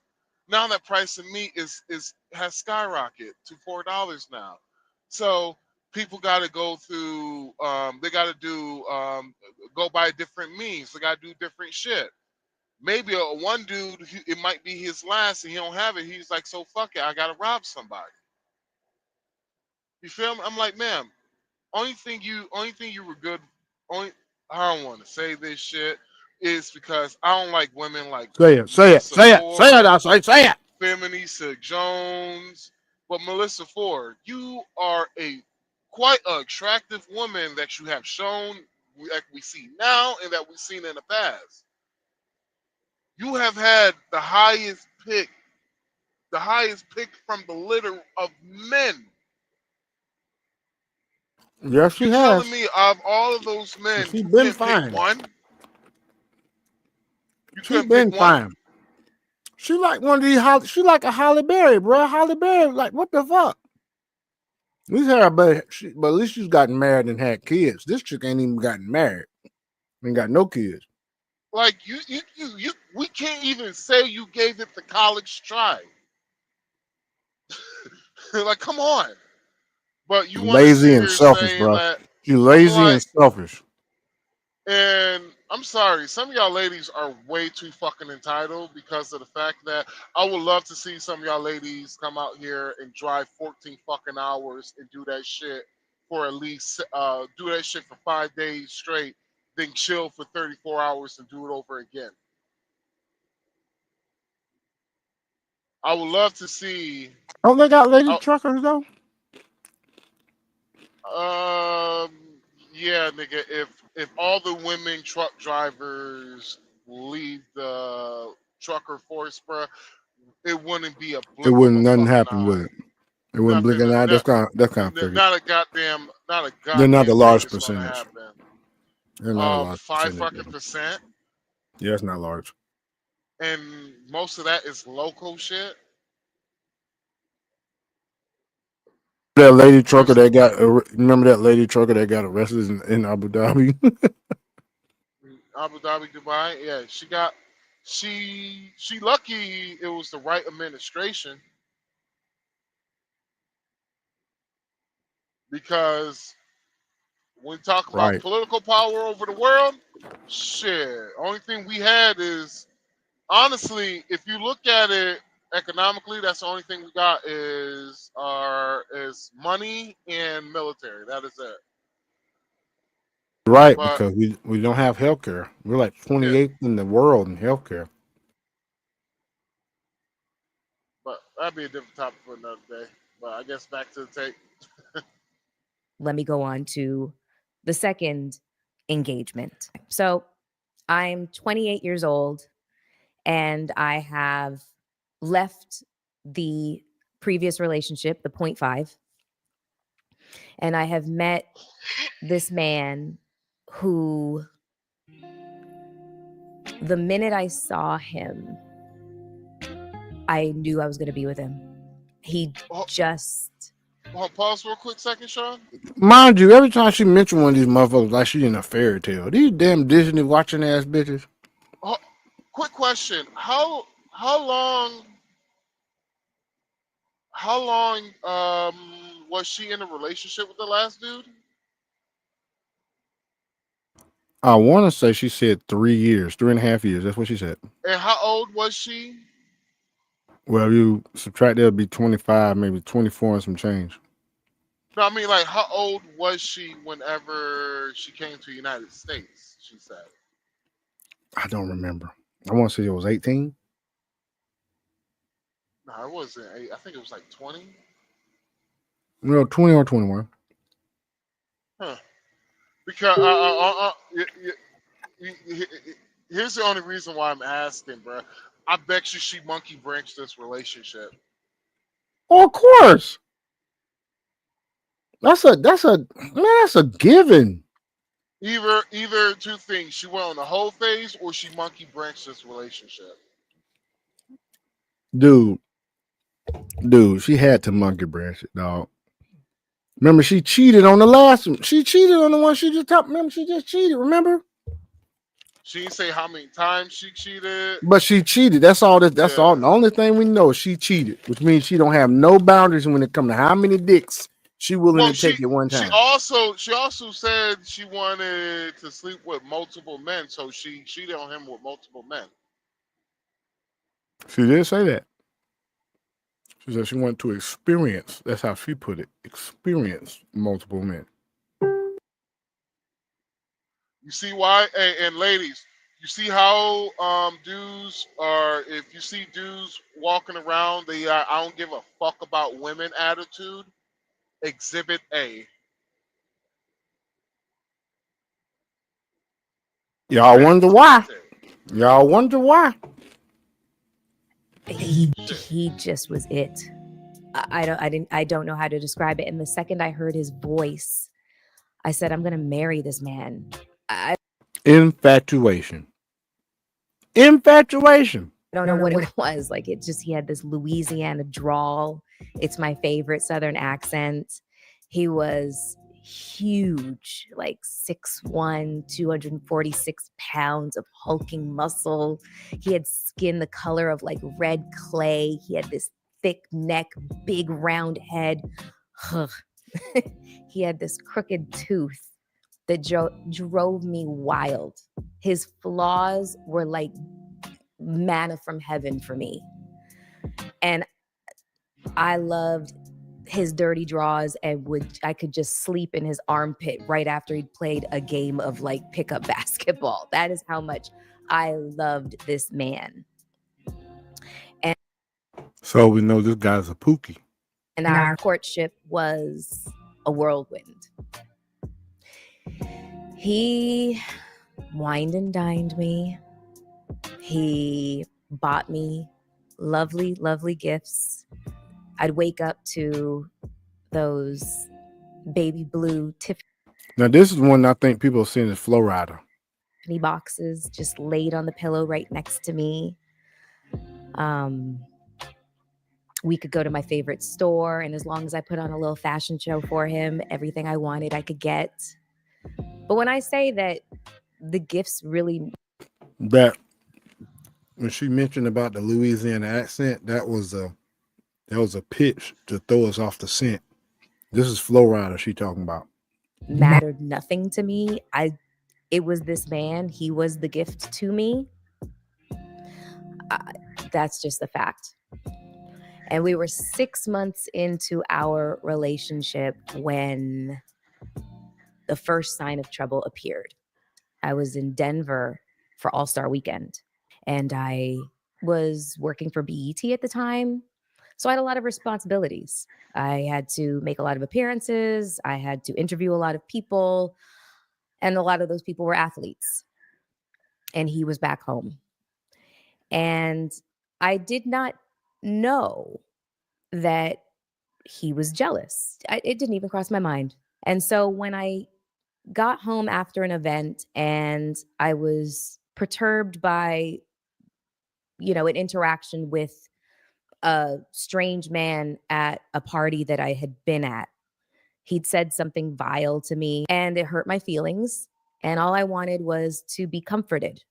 And so I went back to my hotel room and I called my boyfriend and I just asked him to just tell me that he thought that I was beautiful and that he loved me. And he didn't do that. He just pressured me to tell him what happened.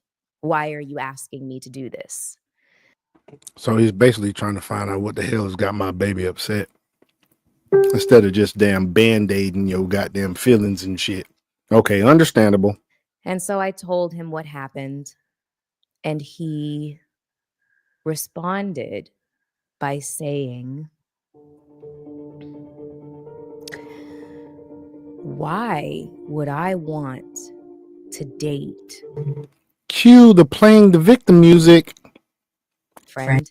And I just asked him to just tell me that he thought that I was beautiful and that he loved me. Go ahead, bro. Go ahead, bro. So, I think you ready? I'm ready, man. I think she was talking about Reggie Bush. First guy was Reggie Bush. Then the first guy was Reggie Bush? It was Reggie Bush. And what made you think that? Well, she was dealing with Reggie Bush through 2005, around 2006, almost 2 years. Okay, so the first was Reggie Bush. You think the first was Reggie Bush. I think the second one she's talking about now is Flow Rider. Because if I'm thinking about it, I'm like, she was young enough to where she could have linked up with Reggie Bush and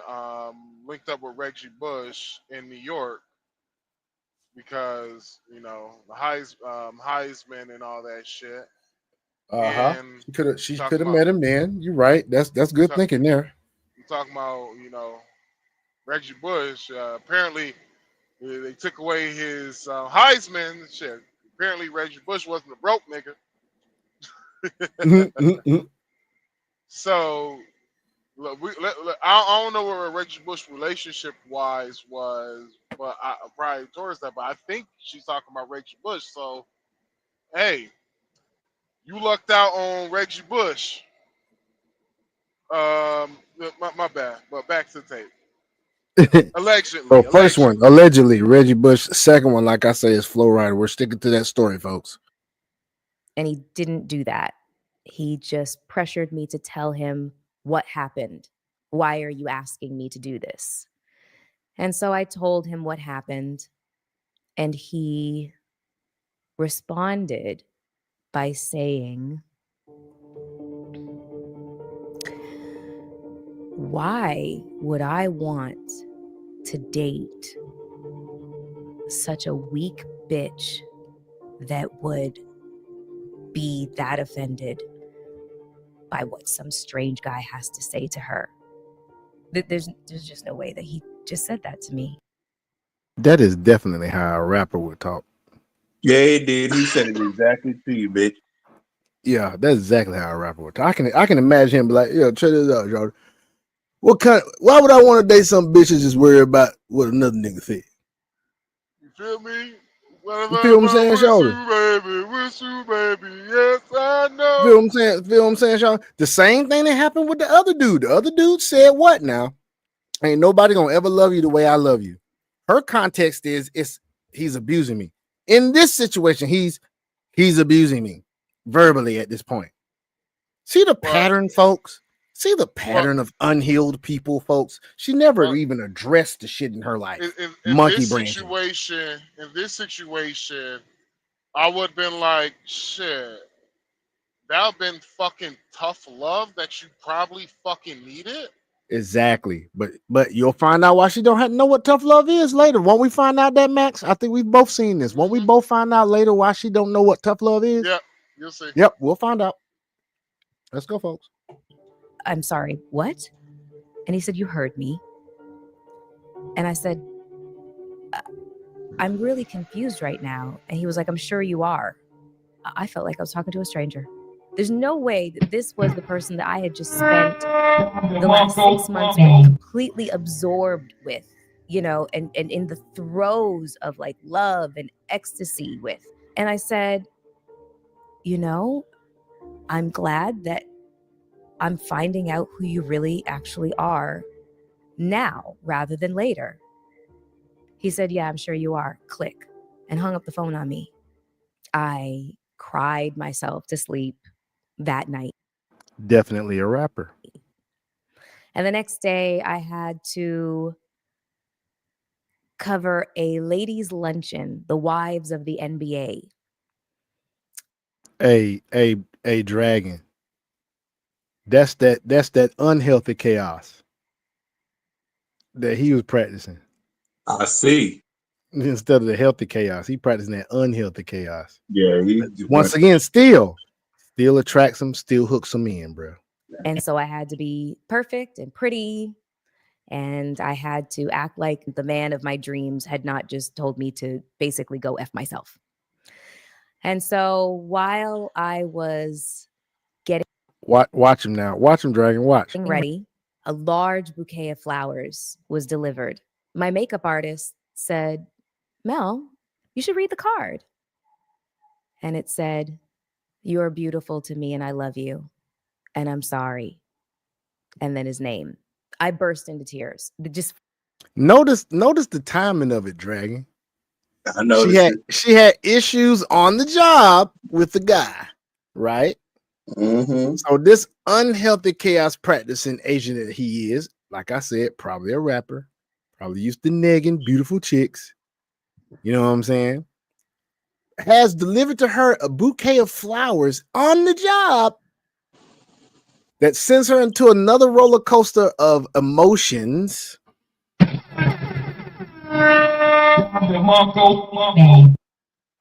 That has her thinking she is living in a fucking movie, bruh. That's what they all like to do with they Disney watching asses. Flew out of my face. So basically, my whole beat face just melted.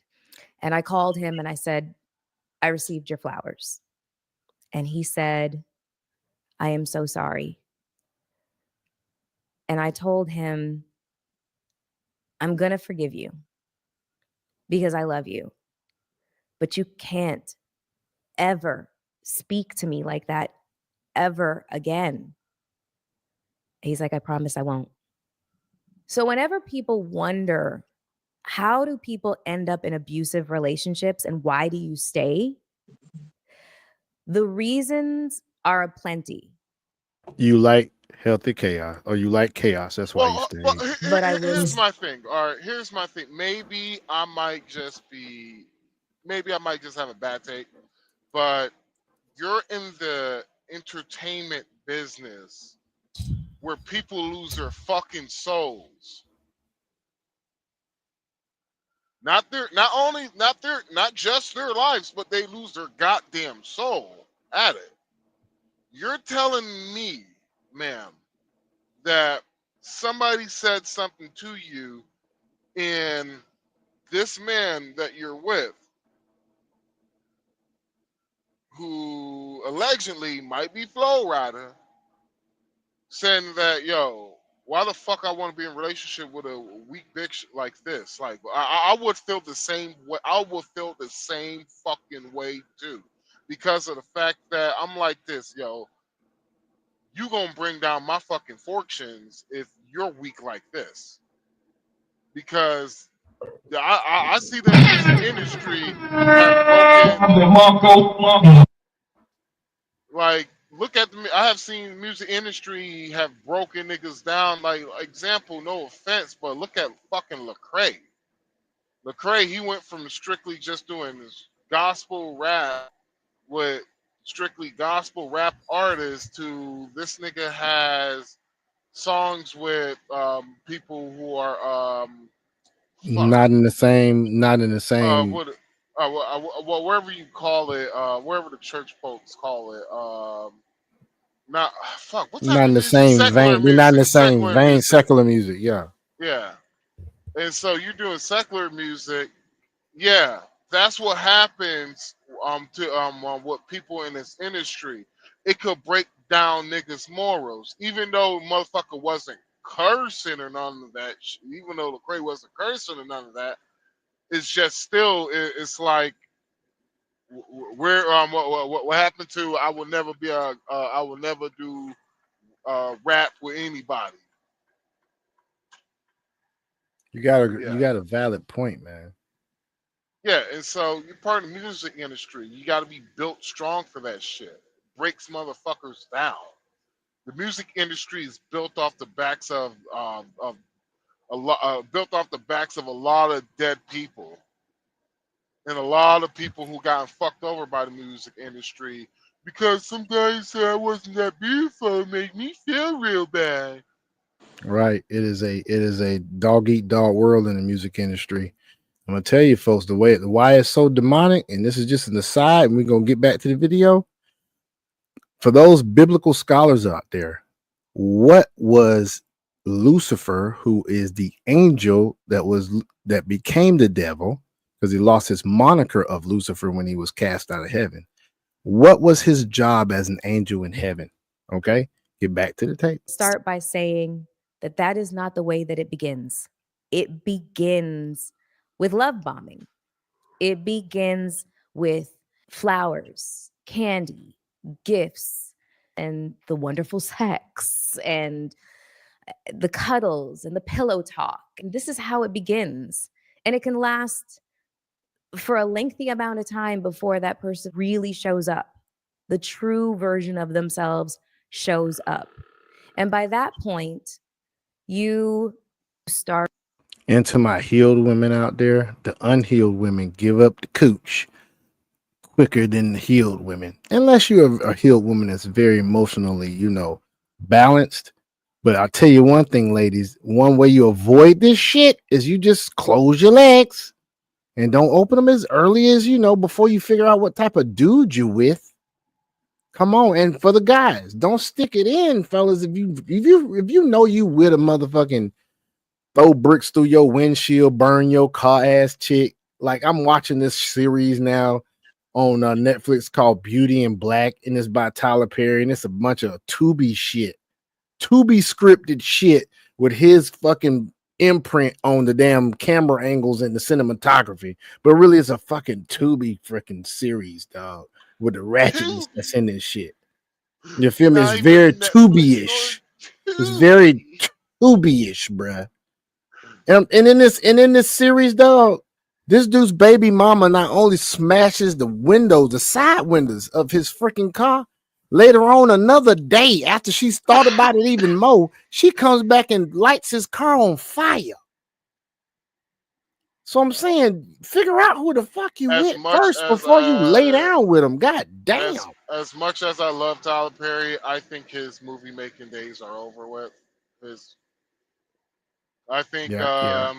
honestly, I think Tyler Perry is only good as the head of a studio.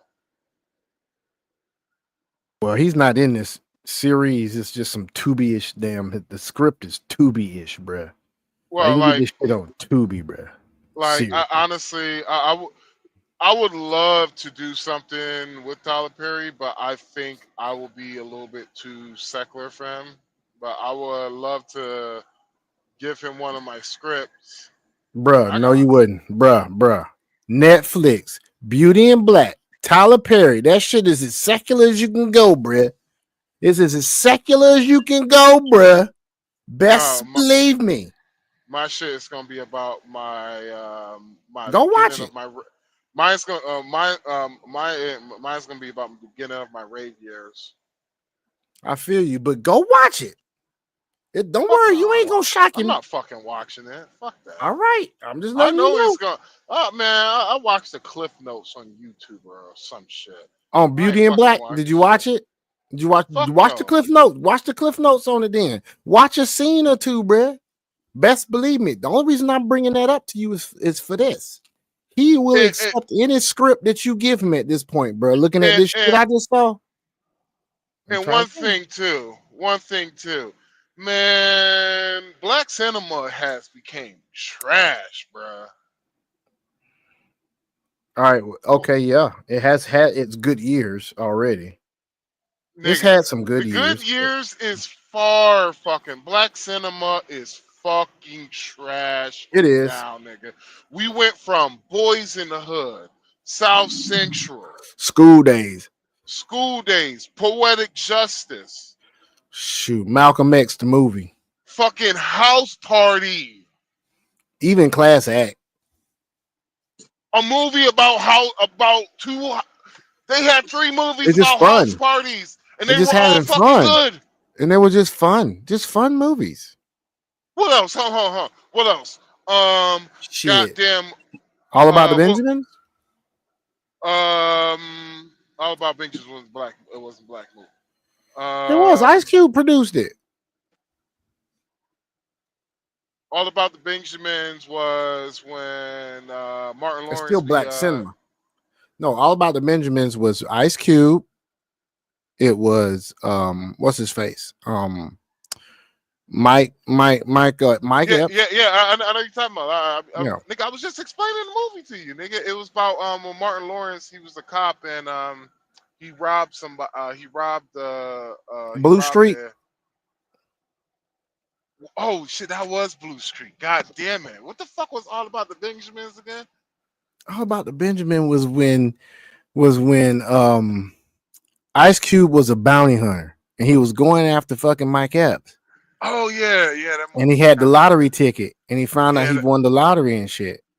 Not to interrupt you, gentlemen, but XRP is up to $3.12. Oh, Carry on. wow. I told you what those projections was going to be, bro.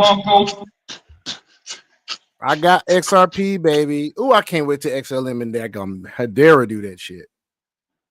That's about to pump. They released the today is where they're going to be releasing one of the SpaceX satellites built off of Hedera or HBAR technology. So that's about to pump. Carry on. To bargain with yourself. I'm and all they the start way to up. apologize. And their I'm all apologies the are way. usually very, very sincere. Because at the end of the day, I truly believe that they believe their apologies are real. They just have an illness inside of them. And I would also He still has not addressed the fact that this bitch don't ever freaking allegedly deal with the issues of each relationship before she move on to the next. Just monkey branches. So she playing the victim the whole fucking time of why her ass ain't been married yet, been engaged to 2.5 times. The damn common denominator, bitch. Common denominator. venture to say that the first signs of abuse are usually not physical. And by the time it gets to physicality, you start to reason that you were an active participant in it. You start to reason with Stockholm syndrome. yourself that you started the fight by angering him or saying something that was out of pocket. Or you reason with yourself that you are no shrinking violet. So it's not like you got hit and cowered in a corner. You fought back. These are the things that you reason and bargain with yourself that allow you to stay in this level of toxic relationship. And so, as much as I would love to say that that was the last time that he spoke to me in that way, and that was the last time that I received it, that would not be the truth. We were together for another year and a half, and I accepted his marriage proposal. Now, see, you was in it, accepting marriage proposal and everything. Come on now. And a lot of you would probably be asking, why would you do that? Why would you accept the marriage proposal of this man that was so abusive towards you and unfaithful towards you and really bad at it? Like, I found out everything all the time, and I don't really have an excuse for it other than I was addicted to him. Was working at BET at the time when we were dating, and more than once observations were made about bruises on my body and how skinny I was getting, obviously from the stress. And people had voiced concern for me, but I just shooed them away. We tussle. It's fine. No problem. But there really was a reason for concern. I stayed through it all and accepted the marriage proposal. The final straw for me. She still has yet to take any accountability for all of this. She hasn't addressed any accountability she's taken. Just basically stating what went on and continuing the story. Was his reaction to finding out that my mom was ill. I had gotten a phone call while I was out with him and his family, and he was acting up. See how she's building the case for the big bad wolf the whole time? Building the case for the big bad wolf. Stacks on something else that he did wrong. As per usual. And I got a phone call from my aunt telling me that my mom had been rushed to the hospital. I was in Texas. So in order for me to rush home to see my mom, I would have to leave Texas, go home to New York, pick up my passport, and then go to Canada. And when I told him what was going on, obviously I was looking for empathy and sympathy and compassion, and that was not what I got. It was on this day that I finally could see the forest for the trees. If I stayed in this relationship, in 10 years, I would have that white picket fence, and I would have the 2 kids, and I would be an abused woman, hiding her bruises and her broken bones and her scars from her family and her friends. Can you like shake some ass or something maybe? Like that, damn, like Man. this shit. This bitch goddamn boy. Like, And the whole little time she fails to say, I shouldn't have been in a relationship with this guy. That's all she has to say. Or I shouldn't have gotten in a relationship with a guy that I lust after the first moment I put my eyes on them. This is all we talking about, ladies. Healed ladies out there, please listen and hear. Hear, please. Listen and hear. Notice what Max just said. I should not have got in the bed, lusted after this guy. That I was just within mid-seconds of meeting him and hearing his voice. I'm already thinking about being pow driven. She Why not literally, yeah, like, and that's not me lying on her. That's her. She's literally said, I literally saw the most gorgeous man I ever seen in my life. The crooked tooth, and I love his nasty draw. He had a thick Louisiana accent. He was Huge. fucking, He was 6 foot this, and his skin was the color of Georgia red clay. That's what she said. Instantly moist. She got moist. She got moist. His skin was tough but smooth like buttermilk. I'm like, all right. Malado. Ella tuviste malado. Malado, coño.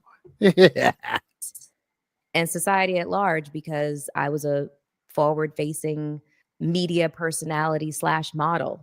My mom's sickness was, strangely enough, a blessing in disguise. And that relationship came to an end. And that was the first full engagement. So 1.5. So that's where we are right now. So all it took for you to get out of the relationship that you were stuck in, that you was being abused in, that you stayed in, was for your mom to get sick and you go visit your mama. So basically what you're saying is all it took was you to visit your mama. So if you would just be like, shoot, I need to go visit my mom. Hold on now. There's a fucking pattern now. Okay. There's a pattern. If you Just haven't, play the tape. we ain't gonna talk about it yet, but play the tape. Let's get Play the tape. Yo, I'm gonna blow your mind with this shit whenever I finish. Okay, okay, let's play the tape. Any advice for any beautiful women out there to try and make it? Any advice you have to give? Because I know it's a hard struggle.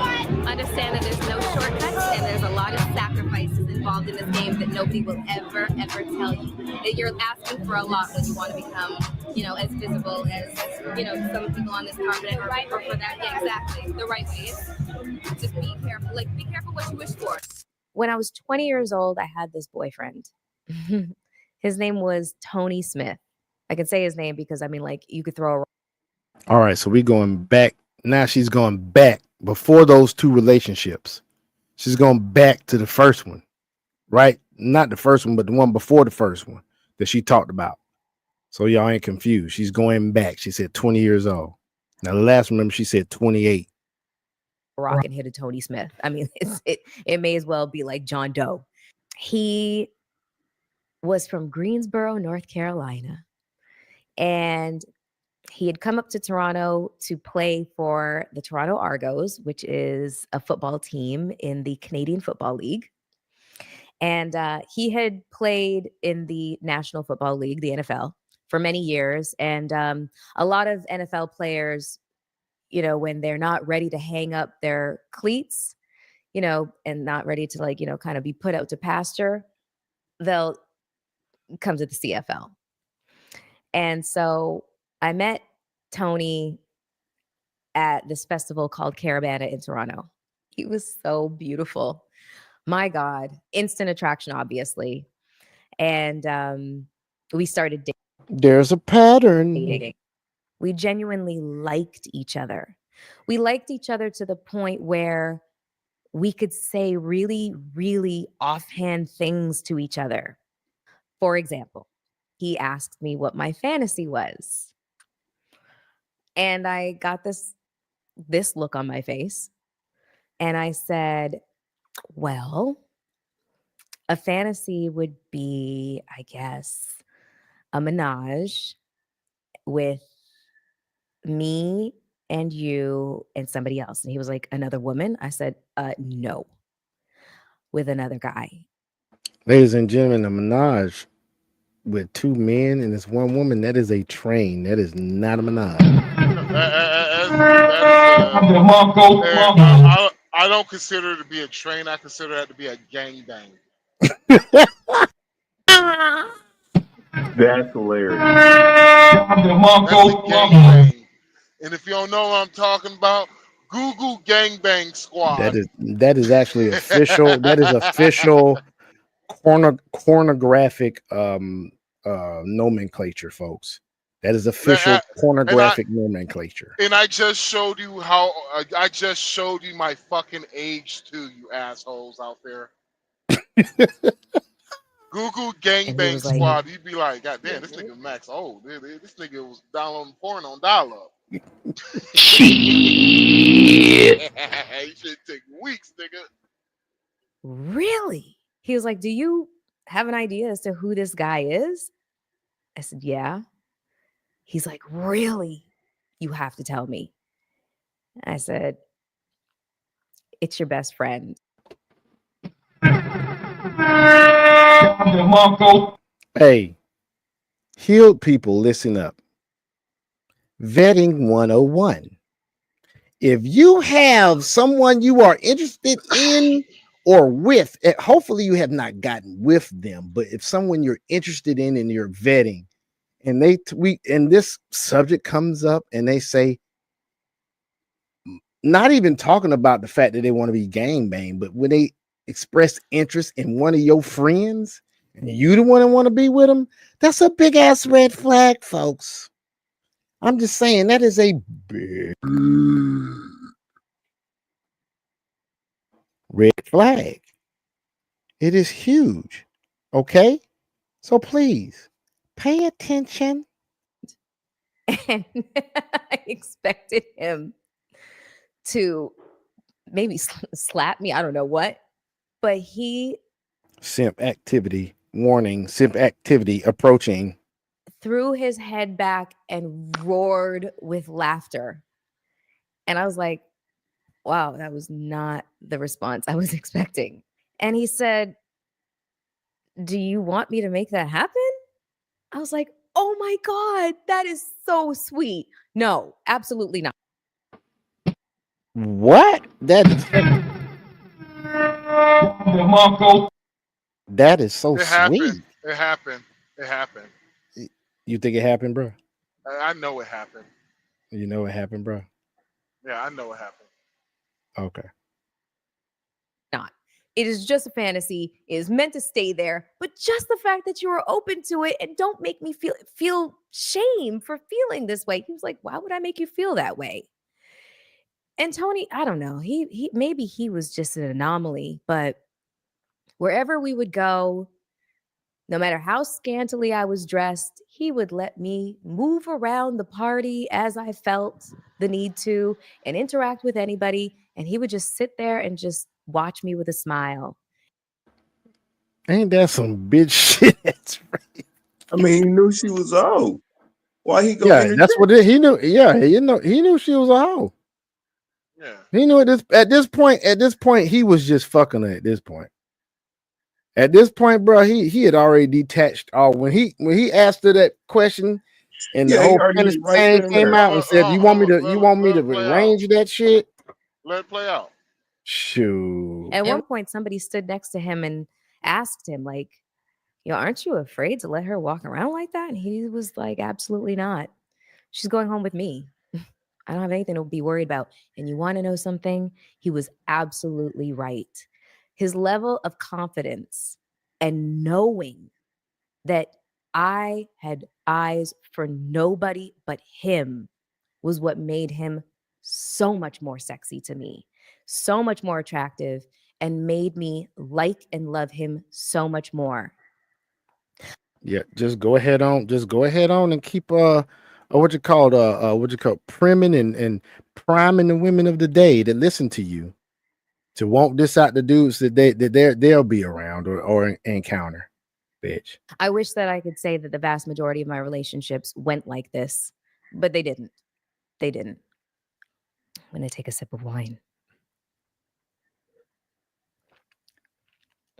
I was raised as an only child. My father was a Rolling Stone, and I Okay, am the hold on, youngest of 11. hold But on. Did she just like what happened? Like what happened? Why did they break up? What happened? She didn't say. She went on to another subject. Okay, all right. I am my mother's only child. And But here we go. Her father was a Rolling Stone, mother's only child. So she had other sisters and brothers, but they weren't with the same mother. and I was raised in a 2-parent household, just me on my own. I used to wish constantly for a brother and a sister or a twin. It was around 6 when I figured out the twin thing was not going to happen. But I really wanted a brother or a sister because I was lonely. And I was smack in the middle of a very tumultuous marriage. Some of my earliest memories as a child are of my parents arguing and physically fighting each other. At one point, I was 5 and I got in the middle of my parents physically fighting each other. My mom was holding a glass pitcher above her head and was prepared to smash it on my dad's head. And I want to say that this was in defense of herself. This was her protecting herself. So, needless to say, my first introduction to marriage and how men and women, the expectation of how they interact with each other on a romantic level was very, very, very, very traumatizing. So are we paying attention, people? Dad, Rolling Stone, grew up in a 2-parent home, but he's a Rolling Stone. So I mean, he cheated on his mom, cheated on his wife, and they were in an abusive marriage. So all of these things would make someone not want to even be married, right? But why are you accepting engagements then?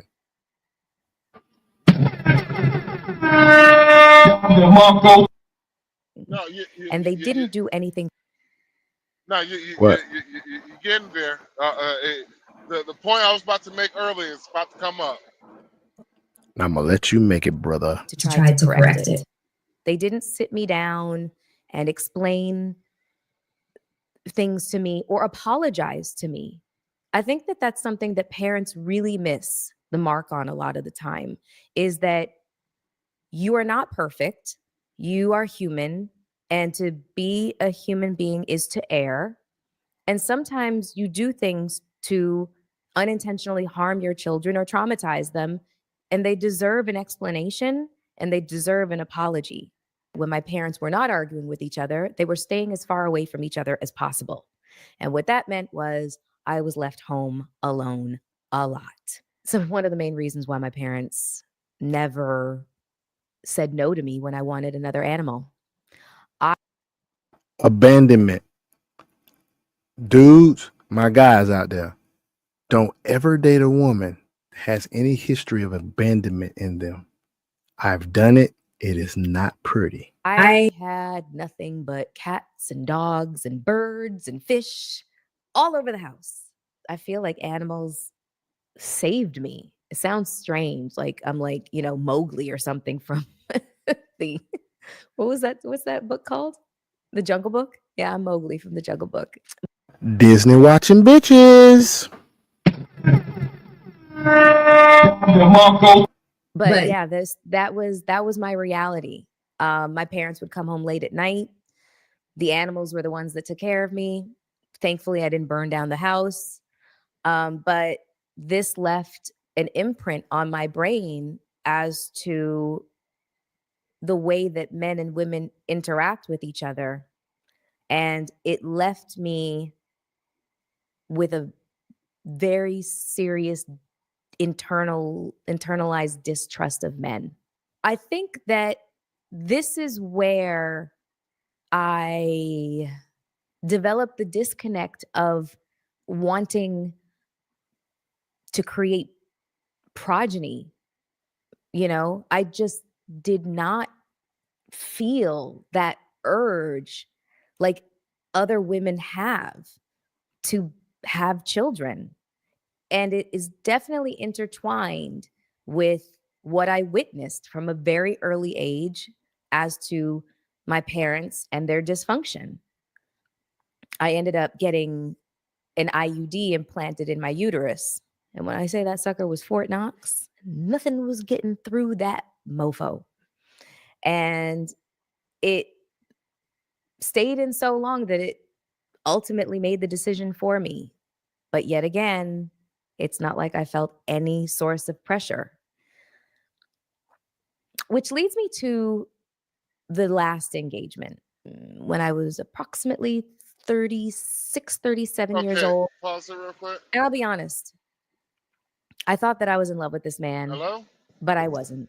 What I was Hello? traumatized from Oh, he's an gonna get shot. experience I knew you might have stepped on away. a cruise ship where I was almost raped. All right, I'm sorry, I had to step away. Hey, Max, did you hear a point you wanted to make? Because I heard a point I wanted to make. Yeah, so Go ahead. did it I'm not sure Dragon, I might have missed it. Hold on, I can go back. I think I know where I wrote. incoming. Please don't go back. Oh my God, for love of God, do not go back to that shit. Fuck, dude. It was when she probably mentioned the fact that she implanted an IUD, said that she I mean, from what I'm hearing from her, what she's saying, her experience in her life, Nigga, or you why don't she have didn't to want no revise kids. it. You have to revise Huh? it. Please. Why? Nothing. This What, man? boring bitch. This bitch is Yeah, so she's fucking boring as hell. boring. Yeah, she's Oh boring my as hell. fucking God. Most pretty. Hey, you have not noticed that most pretty women don't have no personality, bro. Because they No don't personality. have to They don't have to develop have. a personality. They That's the don't. They thing. really don't. The reason why women are going to watch her is because they want to be her. And the reason why men are going to watch her because they want to fuck her. That's Pretty the much. only way. That's the only reason why she has a following. But And you know what? outside of that, I actually really appreciate the women that recognize that shit about themselves and just keep it real. You know you ain't got no yeah, fucking talent. boringness that works in a fucking marriage. It does work. Because why? Because that man, he tend to not really going to give a fuck what you say, so he's just going to listen and just be like, "Oh, okay, baby." Because he That's want that what's up. pussy later. Because he want that box. Well, or that's what most weak men do. Most men that I know, You know they're they'll going to be get that like, box anyway. most men, like my uncle, he'd be like, "Yo, you got friends for this shit." Like, why you talking to me about this? I just want to talk to you about it, baby. I'm like, babe, you got friends for this shit. It's gossip. I don't want to hear this shit. But yeah, Sure enough, so don't. there's a point that I'm not sure if I missed it, but it talks about her mother. And it talks about how her mother runs away from the Catholic Church, runs away from the church. No, I don't think you missed that. You And didn't miss that part. You didn't miss that part, I don't think. okay, and so her mother didn't want to bring up anything. Now the pattern I said is that even when she was a kid, she ran away. Like she ran away from, like she didn't want to deal with this stuff that She didn't want to be abandoned anyway. Most people that deal with abandonment, they run away and they try to abandon the person that they think is going to abandon them first. And so that's remember the first relationship, when he was out of town, she packed up all her shit and left. Got the fuck on. Second Yep. relationship, she probably broke up with him while he was Touring if it's allegedly Flow Rider. No, like whenever she went with her mother, she probably broke up with him over the phone. Yeah, over the phone, yep. And so there's no accountability there, because when you break up with somebody in front of their face, there's some accountability right It there. sure in is. their face. So she can't take accountability, folks, and she abandons people. And Abandonment she has issues. I'm telling you, folks, my ex-wife, abandonment issues. It's not pretty, man. It is not pretty, so man. I dated a girl who had abandonment issues and shit. You Healed seen what people. happened? Healed Yeah. people. Recognize these traits in people. Healed people. Sit back and observe someone's actions, how they act in certain situations. I am a person that believes that when you want to date someone, you need to see them through all 4 seasons of the year, if there are still freaking seasons where you live at. Georgia, you get all 4 seasons in a day, and some folk they'll jump in a relationship that quick too. You got to see how they react to the way the Honestly, moon freaking changes people's, the way they act too. Their cycles. Chicks go through cycles every month. You got to as a heal person who guys. Come deals on now. with who has been who basically are in long distance relationships, communication and being honest with the you gotta be able to learn how to give honesty feedback, and you gotta also be able to take honest feedback too. Amen, brother. And Amen. so what the shit is that, like I said, the pattern is, and don't get it twisted. Like, you can have abandonment issues and have a successful relationship. It's a thing just called getting Accountability. therapy first. Yeah, they You got to be gotta get accountable. therapy. Gotta Before work on it. therapy, they got to be accountable to recognize that they got a problem in the first place in order to go see. Because I'm gonna tell you, I am a person that was involved with someone that did not have accountability, but still went to therapy. It was They like only it went to was therapy because of me. yeah, and so you gotta do a lot. You gotta work Soul on searching, yourself. soul searching, folks. You gotta work on yourself. You gotta figure out different ways of dealing with your issues. So sometimes therapy ain't gonna be the complete solution. Therapy might be one part of the process. And for you fuckers who don't believe in goddamn therapy, think therapy is just a fucking scam, I see why your life is fucked. Because Shit. and Yeah, their life is because shit. I talked to a fucking guy who he was like, yeah, he don't believe in therapy and shit. And I was like, are you an athlete? And he was like, yeah. I was like, what sport you play? He's like, you play football. I was like, what's the highest level? And he was like, I play college football. I was like, okay, well, can I ask you a serious question? He's like, so why the fuck did we have coaches? And he was just like, what do you mean, why did we have coaches? I was like, well, why did we ever have coaches? We were athletes and we could do it ourselves. Why did we have coaches? And he was like, well, by us having coaches, coaches used to point out issues, like, point out flaws in our technique that we needed to work on, show us our weaknesses so we could be a better player in our position. And I was just like, did you catch the clue? Why therapy is not a scam? Did you catch the clue? I was just like, bruh, therapy is basically, she's a therapist she's a therapist who went to school to learn how to deal with other people's fucking problems. Doesn't mean they might be able to solve their own problems, but they study for a 4-year degree to learn how to fix other people's problems by giving them their basically helping them to solve their own problems by giving them the tools and information that you're not going to fucking get just by Googling it. You feel me? Very useful to go to therapy. So I've been in therapy. yeah, so you fucking fools who think therapy's a scam, no offense, but that's kind of a way how a child would think it. Think as like the therapist is your goddamn coach. Your brain is the fucking athlete. Yep. 'Cause I used to think Anything that gets therapy was hurt, a scam. and folks, I'm in the healthcare industry, and anything that gets hurt, injured on your body, you need some way to have therapy be given to it so they can recover and heal. Like, I was in therapy over my divorce, and I called it the 3 R's. I I had to reflect on what happened in the relationship. I had to relate to what happened in a relationship on both sides. Then I had to release the trauma of the relationship in order for me to move on. Yep. That's what we got to do, people. We can't end up like this. Can't end up like this. And I could not be in the room alone with my own shadow. I was so traumatized by what had happened to me that when this man appeared, he was offering safety and security.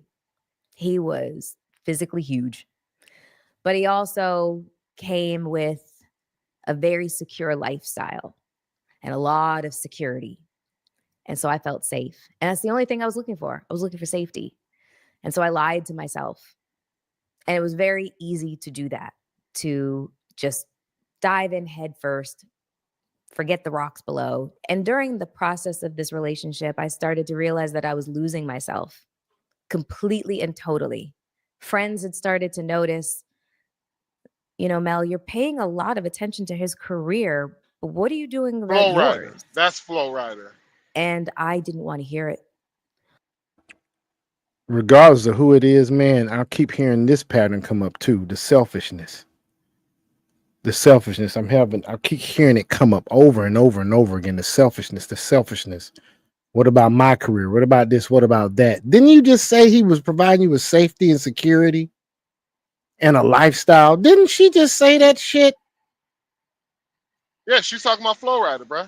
That's Flow Rider. Well, regardless, she got everything she wants and still she's not pleased. I actually did not want to even hear my own name. I didn't know what it meant to be Melissa Ford anymore. I had no clue. The sound of my own name gave me goosebumps, and not in the best way. I was having a massive identity crisis. And so when he proposed, he didn't even get the full words out before I said yes, because I was running from myself. I was running from my truth. I was running from the healing journey that was on the horizon. I was running, and I was trying to put the blinders on. But there was always that like internal sense of that steel core of resilience and tenacity inside of me that said, Melissa, this is not your truth. This is not your path. This is not it. And as Guys, that's healed. When women start saying your truth or my truth, that's a big red flag too. scary as it was to keep trying to align myself with my internal compass, obviously, you know, you make all these decisions, but it's got to bring you back pointing due north, which leads me to where I am now, 48, child-free, and never been married. And honestly, with zero regrets. Did you ever decide to? This chick said zero regrets. Zero regrets? I doubt that. She's capping. This chick capping. Oh my gosh, she is capping. Oh, I wish I had a blue cap. I'll put it on right now. To freeze your eggs? Yeah, the freezing eggs conversation came up around. We ain't got to listen to the rest of this shit, man. We ain't got to listen to the rest of this shit. She should have. See, she had the pick of the motherfucking litter from the top. She didn't say More than once. anything. More She than didn't once, say- bro. More She than didn't once. say. She didn't say anything about none of the dudes were broke. She So only it said clearly- one of them actually. She only said one of them actually was physically abusive. So the other two was just her trauma not being dealt with. Her trauma made her behave the way she did. Pretty much just leaving shit that was very secure for her. So, which one was physical abusive? The one where she said she went to go visit her mom because her mom was had cancer or something. And they were Okay, saying that she so was working around BET and she had bruises on her legs and she looked like she was losing she weight. should have married the guy who fucking the guy. Here's the guy who she should have married was the one who didn't care about her sleeping with her homeboy. She should have married that nigga. I think that was the one that That cut which off one? early, and Yeah, I know why it cut off early because she can't not finish that story probably without fucking crying because she probably knew not. she probably fucked up. Yep. She cut it off. She gave no explanation of what happened. Yeah, None whatsoever. and so my thing is that guy was the one she was supposed to marry. She knows she should have married, but being her, she doesn't. Honestly, she doesn't use her fucking brain. So hey, Nope. And therefore, people, she is the Honey Scam 304. Yep, she's the Honey Scam 304. We're gonna switch up here, man. We're gonna switch up here. Hold on, bro. Let's go to. I don't know if you saw these. I looked at these, man, because remember you was talking about. no offense, bro. You was But what talking a about. fucking waste, bro. What a fucking. I know, waste of right? money, bro. I know, right? Fucking race, man. Fucking waste, Fucking bro. pathetic. You're fucking 48 years old and you still haven't fucking got it. It's fucking pretty pathetic. I was looking at a video that you made to Joe Budden, right? And you made a comment about Melissa Ford. You and her dated? I mean, I smashed. Nothing right home. Nothing to write home to mother about, as they say, old school shit. But she was a video chick in the Made Men video we did with the Locks. I flew in from Canada.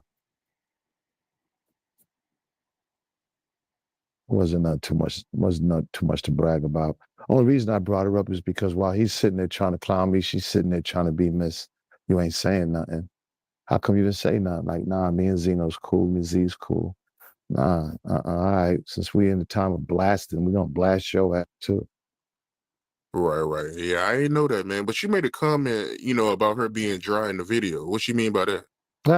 It's a Canada Dry. Check this out, folks. Say, I don't know about y'all, but chicks that's lacking the malado down there in the coño, they ain't want it, man. They not.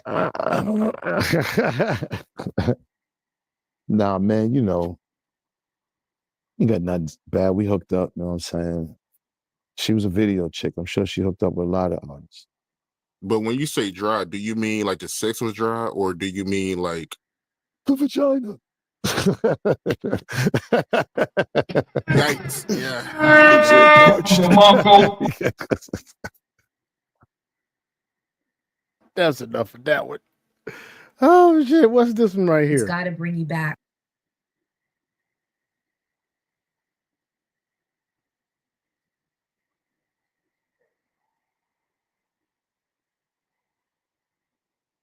Hello? How many times here we go. Here we go. Here we go. Check this out.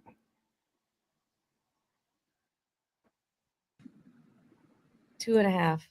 Wait, what's a half proposal? The half proposal is I found the ring and booked it out of there. Like, oh no, he's gonna make this super public, and I would have to say no because I don't want to marry this person. Once again, folks, she ran away. She ran away. So I was like, rather than this be a humiliating experience for both of us, yeah. How come you were never married? And I know for a fact there are a lot of guys who are in love with you, who know you, don't know you, whatever. I mean, you're very lovable. I think so. What? Why would she shut your simp ass up? Be with the guy that ultimately she doesn't want him to propose and marry her, to the point to where she just completely booked up. Because when he asked her about the 2.5 and then he asked her what a half, which I got to give him some credit, even though I don't necessarily care for him. Apparently, he has the type of relationships to where he can, you know what I'm saying, interview the people that we reviewing on his platform. So definitely gonna link back to his platform in order to get a content creator's credit, regardless of whether I agree with him or not. But he asked a good question, and he said, "What is the half?" And she said she found the ring and she booked it up out of there because she knew he was gonna make it a thing and propose, and then she would have to basically turn him down. But we not asking the question. The real question is, why would you be around, and possibly be sleeping with, which, come on now, like, if he's in a position where he's going to be proposing and you find a ring, means that, you know, y'all really in something serious. Why would you even be in a situation with somebody that you're not going to marry in the first place? And these are the type of psychological games that women play. What was we just talking about earlier about making the right choices and vetting better? Weren't we just saying that? We were. Play these games and act like, you know what I'm saying, they with you for a certain reason. And in reality, they with you for a short season, and it's not yours, it's just your turn. But it's going to be somebody, some simp out there, I'm sure, I'm positive. It's always a simp out there. It's always somebody out there that wants to make an honest woman out of a woman that's already turned down and walked away from, probably multiple different times, the guy that they were supposed to be with in order for them to do what they wanted to do. And so you was just temporary. You was a stop. Remember, she already said, folks, several times, I wanted to experience several men, different men, options. Fellas, this language that they use, these are the women you stay away from. I want to expand my options. I want to experience different men, you know, freedom. I want to be tied down. I'm stifled. She never seen you as anything. She just used you for whatever it was that she was using you for at the time. And it could be anything. It could be resources. It could be sex. It could be money. It could be emotional support. Whatever it is, she was leveraging and using you to get the most out of you. And that's where the half comes from. How come you never got married?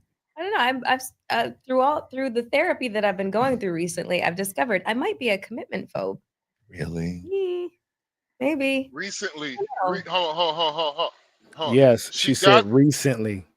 Yeah, and if you want to learn where she got this shit from, she got it from her mother.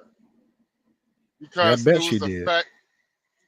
Because it was the fact that her mother ran away from the church, and because her father, because I guess because that's how her parents met, or her parents were in the church. Regardless, is that's like when her mother ran away from the church, and it's kind of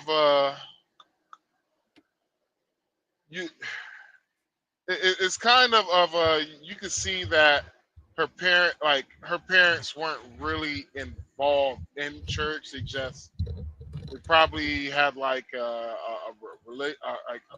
dad probably had a religious aspect. And so that's the reason why she's like she's a wild, feral, beautiful woman out there. It's just the fact that she has no type of discipline or structure. Because Yes, discipline Dad. would have, even if she wanted to sleep around, some form of discipline would have been like, you know what, I shouldn't be in a relationship with this man if I have these urges. Well, unfortunately, man, doesn't seem that she has the ability to see herself outside of the situation. And it's funny, women love talking about consent, talking about consent this and bullshit. But whenever it comes for a woman decided to do stuff that doesn't benefit them, then consent goes out the fucking window. Yeah, That man did not consent for you to play games with him. he sure didn't. He surely did not. He did not consent that you abused his time. Then you probably also just came from Canada. You probably was Still an illegal immigrant. Actually, you know what? Yeah, she was living with him. Remember, she left and she packed all her shit and put it in storage. So you financially abused him also. Yep. Then you could open him to so many different forms of STDs because you thinking that way. Do I think you use protection every single fucking time? She No. had an IUD put in. When I don't know when she had the IUD put in, but she had IUD put in, and she said that shit was Fort Knox. Nothing getting through it. So that means that it's been tried and tested. So she's at 48 years old saying she had an IUD in. The IUD made the decision for her because she put it in too long. So there she is being pretty much irresponsible about her own body because she don't even know how long you're supposed to put it in. So she had an IUD in, and she's telling you at 48 that it was like Fort Knox, which means she probably had a lot of unprotected sex, bro. A lot of unprotected sex. Beauty is a woman's gift and their curse at the same time. At the same time. Because beauty is going to get you in places where you're not going to be able to get into as a man. But beauty also will not keep you in those places. So, example, say if she would have just said, you know what, fuck her friends, what her friends have to say, fuck her feelings. She could have just, you know what, hey, I'm just gonna rock out with this. Been married to Flo Rida, and won't have to worry about a missing meal in her life because of the fact that Flo Rida is still every single time I go to a club that's paying the top 100, Flo Rida still get played, nigga. This nigga met her at age 37, bro. She all used up, man. All used up. Sterile. Notice she said all used up, sterile. Basically not even being able to offer a man the things that the majority of men consider sacred when it comes to a woman. Her chastity and her fertility. And they ain't had neither one of those. Only thing she got is beauty. And it's fading quickly. Less of it, and it's fading quickly. Yeah, like and Flo Rida was willing to be like, baby, let's rock out. Let's do this thing. And she said no. Didn't Flo Rida get with somebody else? I think he is with somebody else. Shit, who is he with? I don't know. I gotta look that up, man. Oh, he's not married, bro. He's never been married. What is Flo Rida's relationship status? He's single at the moment. Single. Okay. He brother's single. He's been linked with several different women though. I guaranteed you though, whenever it's time for him to settle down, motherfucker gonna be like goddamn Phoenix White from 07, 08. Al Pacino. Didn't Al Pacino have a baby at 80, nigga? Brenda Song in 08, 09. I don't know. Brandon Norwood in 09 to 10. Eva Marcel, 10 to 11. He was with Melissa Ford, 2011 to 2012. Oh, okay. That's what's up. But yeah, and so this I'm sorry, bro. She should have. What's that? 2012? 2012? Hold on. Yeah, we do a really his love life, nigga. We don't need a rundown. Hold on. No. I'm trying to check something real quick. I'm checking something real quick because we the same age. Me and Melissa Ford are the same fucking age. Hold on, real quick. Why you look so old then, nigga? Shut the fuck up, nigga. 2025, 2012. Yep. Hey, bro. It was Flo Rida. She was 35. She was with Flo Rida. So that's the age. She said she tried to throw us off the scent with a couple years here, a couple years there, but yeah. Yep. Fucking pathetic. Absolutely fucking pathetic. See, she said they were doomed because they had nothing in common. But then she just said when she was 30, man. Unless there's a I whole would nother nigga. I wouldn't say anything if she was like I wouldn't have an opinion on Melissa Ford if she was quiet. I'm not. Hold on. If she was honestly, if she wasn't loud and wrong, and she just learned how to shut the fuck up, like some of these other womanists, because they're not considered to be feminists no more. They're womanists. They craziest. They the craziest. That's what they are. The fairy tale never happened, but I don't think that I pursued it either. You know, like I was just a huge part of my life was just Dude, flying by the fucking seat of my go, fucking bruh. pants. Fuck. I can't stress this enough. I am a fully functioning adult now. Like I'm a property owner. You know, the shit's wild. I just traded in my Jeep for like a new car. Like I'm doing all this What'd you get? adult shit. I got a Genesis. Okay. Yeah, like A very Oh, you nice wanna hear- car, might I Look. add. I like the Genesis brand. Congratulations. Something a normal fucking adult do. Niggas in their 20s does it. Congrats. Am I supposed to applaud you for being a regular? Am I supposed to applaud you for being a regular human being? Congratulations. Shit. That's Like I right. said, bruh, y'all just need to learn how to shut the fuck up. For love of God, shut the fuck up and stop the goddamn cat. Y'all stay away from people like this, please. This is why we say women, when men talk about y'all opening your legs and shit, this is what we be trying to tell y'all. This is what y'all all look like to us. The ones that actually have a little bit of a face to them that ain't unattractive, but y'all booger wolves out there that be doing this shit too. This is how y'all look to us, man. Craziness. It's like you knew good and damn well he had 7 baby mamas before you. You had to be number 8. So like what's Sierra? People want to come to Sierra's daggum defense. Why? She wasn't Future's first baby mama. She wasn't. Come on now. And every chick that get involved with Nick Cannon.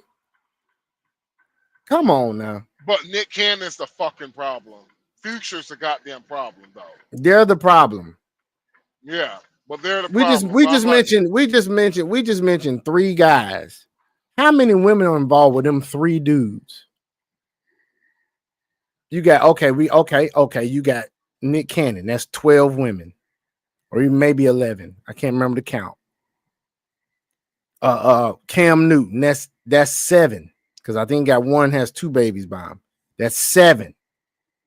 So what we at 17, 18 now? And then what's the other guy we mentioned? Future? Future, yeah. He got like what, 8 baby mamas? Yeah. So now we upwards about what? 25. 25 women, 3 dudes. Come on now. You can't make this shit up. But the guys are the problem. When it's more the women making the bad decisions. Y'all miss me with that Not shit. only bad decisions, but they leave in goddamn contact clues, luggage, fucking basically children of children from their fucking failed relationships. So And, yeah. and the ladies that involve themselves with somebody that's a public figure has literally no excuse. You are literally just going after them for the bag. You know you can get you something out of it. That's why you're going for it. I didn't know he had that many baby mamas. This nigga's on Google. This nigga's on Google. Like his number one hit said you talking about how he had a menage a trois with his 3 baby mamas on Molly and Percocet. Fuck you talking about? Yeah, man. I mean, come on. What kind of level of stupid do you have to be? No, I understand why they came up with the word retarded, because you was tarded, but then when you made that damn decision, you was retarded. God dang. Magma lineup. I'm really into the whole car thing and the animal thing. That's pretty much what dominates my algorithm is the animal stuff, the hunting, what's going on in wild safaris in Africa, wild dogs, tigers, hippos, all of that stuff. Actually, and then the I other have a lot side of of it that shit is too. car And stuff. food. So everything related to cars, every new car that's coming out, old schools, looking at street racing videos, this versus whatever. So very, very nice car, might I add. I was like looking at Mercedes. I was looking at all the shits, and I was like, I really think I like this. I just want to pare things down and just make things like real So simplified now for you're myself a right now. responsible adult. Now I'm a fucking responsible adult, you know, who's Ladies go out, get their walls smashed all through their 20s, and then settle down and think a man wants them. You are used up.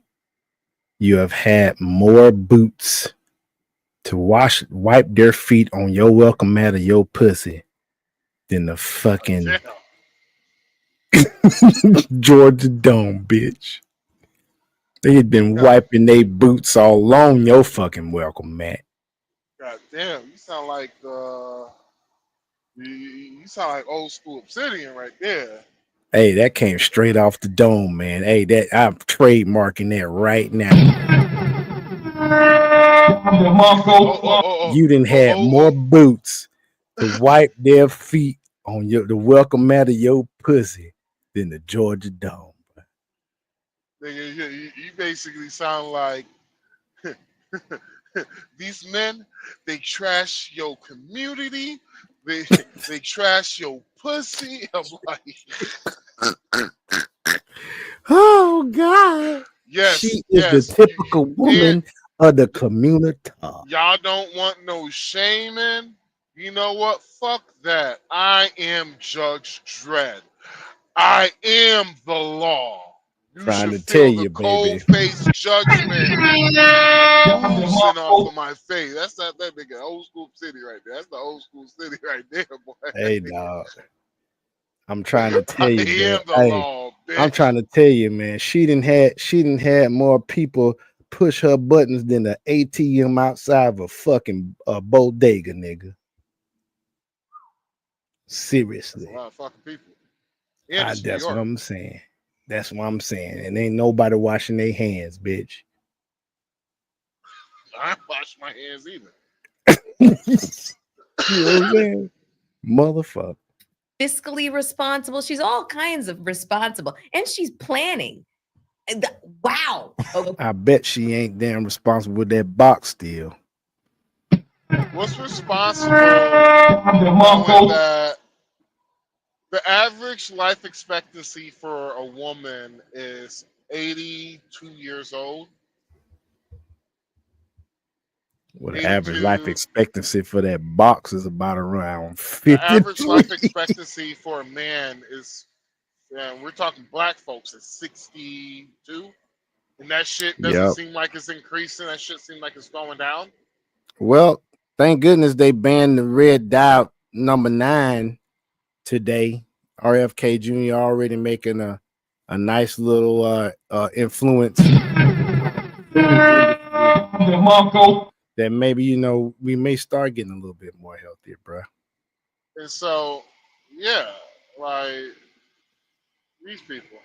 But moving on. Okay, just fucking what? Listen, I was 42 years old when I got my first credit card. Wait, what? Yeah. Huh? Huh? You know, it's not too hard to believe when you got a pretty face. Motherfuckers probably been paying their bills and buying their shit all their life. Yes. Okay. Wait, how did you pay for shit before that? Cash was king. And I never knew when I was gonna fucking have it.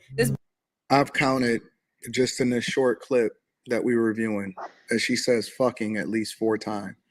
Like, I would imagine that she's probably paring it down because she's being interviewed in a general. And what Anton is referring to healed men out there is women with class don't have trashy mouths. That's what he's referring to. Yeah, and so, like I said, bro, the man she should have had married was the Super simp. the simp freaky ass nigga. The guy she needed to marry was the first dude. Yeah. The one that said ain't nobody else gonna love you like I love you.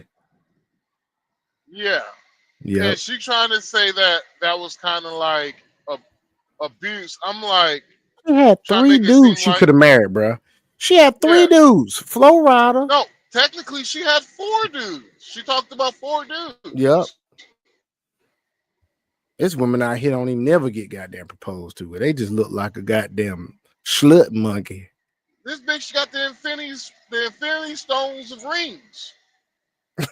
This shit out here, she's the Thanos of engagements. Bitch got the engagement rings like infinity stones. Can't make. I'm this trying to shit tell up. you. This chick is the Jedi, has the Jedi mind trick of relationships. Trying to tell you, But- bro. A lot of these. But they gonna say men are but men still are the problem. Well, men built the world the way it is. Oh, shut the fuck up. Basically. These women are potty mouths.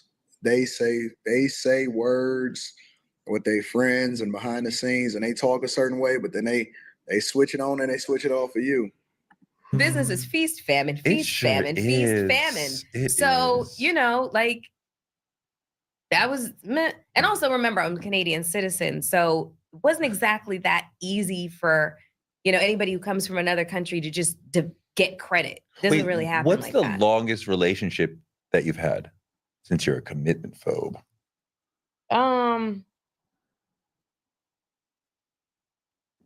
It's a lot of 4 relationships. years. Okay. Yeah. Okay. 4 Those years. were really long 4 years. Really long time ago. I mean, you must. 4 Dude, years. that's the no guy she marriage. cheated on. Yep, that's the one she cheated on. She said she with him with 3.5. 4. It's 3.5, 4. But chick can't remember. She don't even know how many dicks she didn't have in her mouth in the last 2 weeks. She don't remember that shit. Remember, the longest relationship she had now, y'all, was 3.5, the guy 4 she years. cheated on. She was probably a habitual cheater. Mm-hmm. Yep. Because He was remember that's the one he was giving her Tiffany. Wasn't that the one he was giving her Tiffany bracelets and shit? I don't know. I think that's the one. Yeah, she's a But- habitual cheater too, huh? But You think she's a Shawty, habitual? You think she's a habitual cheater? I just think she just hot in the ass, man. That motherfucker just like to fuck. She's fucking probably a nympho. She's probably a fucking nympho, bro. I think she just like to fuck. You know what they saying? Nymphos is basically you're a nympho. You basically suffer from ADHD. Wow. Well, has she said she suffered from ADHD? They'll let her know she a nympho. Get asked out all the time. I'm at home. I don't get asked out at all because I'm at home. I go from You at home now. See, that's the caveat. You at home now. And I know in previous parts she talked about being a homebody and all of this stuff, but people was outside at one point in their life. We're not gonna forget that. And it's not that you can't change and evolve and become a different person or whatever. But you still, you're still in the spotlight and you're still visible, but they be at home now because they be tired. They done already lived their life. They done already did what they, lived all of that. They done been in the spots, been in the clubs, been mixy, whatever it is that they want to define it as. They at the crib now and they ready to settle down at this point. Not really to get ready to give up the income because the visibility come with the income, but they ready to chill out now. It's a difference, bro. work to home, and I might go do brunch with the girls. All these TikToks and reels where like girls are like, talking about how, well, shit, if I'm, She's still going out with the girls, getting them bottomless mimosas. She will still get split open by some fucking Tom, Dick, and Harry that she happens to encounter while she got them enjoying them bottomless mimosas, fellas.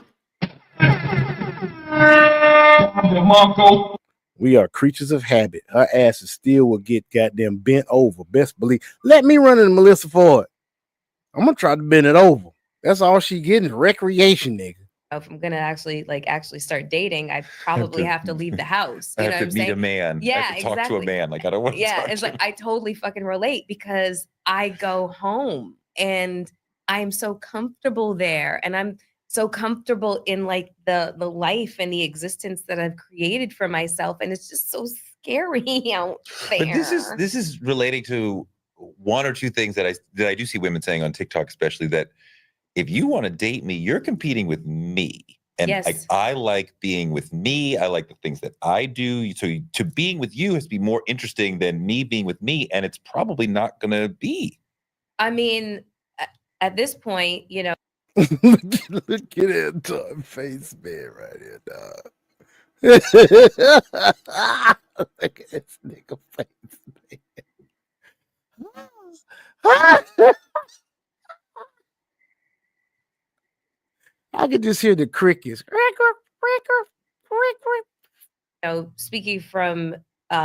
Speaking for a huge swath of women who are in my age group. She been practicing that word swath for about a good 2 weeks, y'all. She's just trying to find a damn situation that she could use it in. And you don't say that on a regular basis, bitch.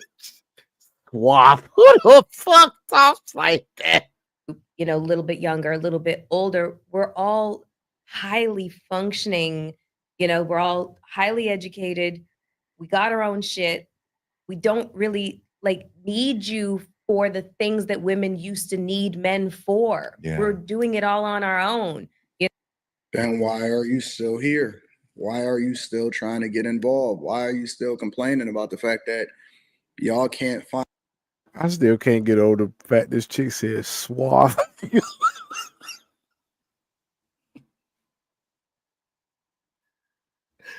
No, this diamond dozen laying on her back ass chick did not use the word swath, dog. Oh God, I can't get over that. Find the men, or the men look at you a certain way. You know, I seen the video where she was basically her, Ebony K. Williams, and a couple other chicks that was on the panel, and they were complaining and whining and all of this stuff. Listen and be by yourself. Be like Whoopi Goldberg. Whoopi Goldberg, I have to respect her because Whoopi Goldberg at the very least said, listen, I don't want to marry anybody. I don't want to be in a relationship with anybody that takes away from my time, that's doing what I want to do. Cool. Because women have the freedom to do what they want to do. And so because, you know, she don't have any small children or any broken households at this point or anything like that, do what you want to do. It's not a problem. Men have options. They can pick and choose where they want to go. They're not tripping about it. The question that I'm trying to understand is why are they not like Whoopi Goldberg, but they more like complaining about what it is that men want as far as Ebony K. Williams? I'm curious as to what you guys think. Make sure y'all tap into the Patreon. The link is in the description. I got a video dropping tomorrow. Also on top of that, I want you guys to let me. Yeah, man. Oh, that chick crazy, man. That chick crazy, dog. I can't believe that chick, man, like that, man. Max, where you at, man? Max said, fuck this shit. Hey, folks. Well, anyway, it's been a good show. We about to wrap this thing up. It's getting there. I think Max is gone. I think Dragon is gone, but it's cool. So we're going to go ahead on. Yo, you said what? Yo, man. Yo, man. What's up? You all right, bro? I got a phone call. Oh, okay. But yeah, man, we pretty much wrapping it up, though, man. Folks, don't be like Melissa Ford. Please don't. Don't be a 304, ladies. If you really want to be with a man, if you really want to be with a man, you want a relationship, long-lasting relationship, just don't be a 304. Now, if you don't want no relationships, you just want to get your walls destroyed until you close your eyes for the last time, fine. But do that, though. Be about But that. Don't be about. I'm gonna be honest with you, ladies. I'm gonna be real. I won't do that. No, you don't Look, want to do it. I'm just saying, if you gonna do it, be about that. Don't be trying to act like you not. Because I can tell you about whenever I was a mover. I used to be a mover, right? I used to work for Two Man in a Truck, and it got to a point to where we were the ones that did the me and my homie fuck it. Me and my homie Raymond. We got to a point to where we were so highly requested that we were the only ones that were doing the retirement homes for like a good month. We did the retirement homes. Like it was just consistently us. Now I tend to do we tend to do retirement homes, but it wasn't as consistent as it was. So one thing I discovered, there's a couple of things I discovered while working at while I was doing a lot of moving people out at the retirement community was whenever a couple been married for such a long time and one person dies, that person who is living is not going to live not too long after that. Because it's that their hearts have entangled, their souls have entangled so much that their way of living is entangled with one another. And for me, I think that is probably one of the most beautiful shit you could ever experience. Is that your partner loves you so. Your partner loves you so much that y'all are so tied with one another that literally it's literally called a thing. It's called it's basically called a heartbreak syndrome, basically. Yeah, I know exactly what you're talking about, bro. And so that's basically what happened. Nick, what the fuck is this nigga doing, bro? You been driving like an idiot for the last 100 miles, nigga. Dumb fuck. And once again, folks, we have another So, situation where he has a little bit of road rage situation going on over there. So please stop saying this road rage. Please stop saying this road rage. No. Don't say this road rage, please. So, anyway, I learned that is a beautiful thing to experience. Then another thing I learned is that there's a lot of childless single women in those retirement homes.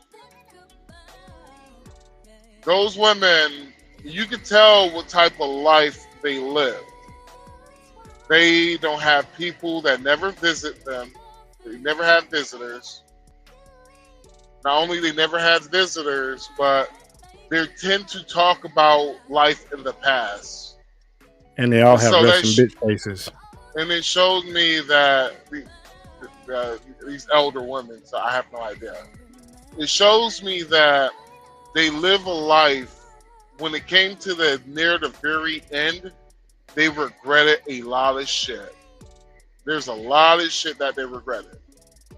I worked in nursing homes, and I can be an eyewitness to this, folks. When it comes to the men in nursing homes, honestly, there's not a lot of men in nursing communities. Not a lot.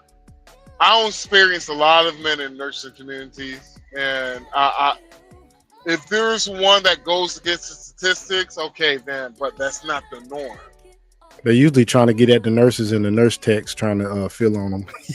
And so the ones who tend to, and it's fun. The guys who are in the nursing homes, they tend to be fucking all the women. They're frisky. They're frisky. They're doing a lot of fucking in the nursing homes. And so it was like when the last old man I moved out, I'm glad to see a man who lived to be 97 years old, fought in World War II. I'm glad to see that he lived at least 1 month later. But that man, he was that old and still had his sense of humor. And he was like the only reason why I'm here is for me to be more comfortable when I die. And he said, like, he knew he was dying. He didn't have no Regrets. he didn't have no physical illnesses, but he was like, yeah, I'm moving here because I'm dying.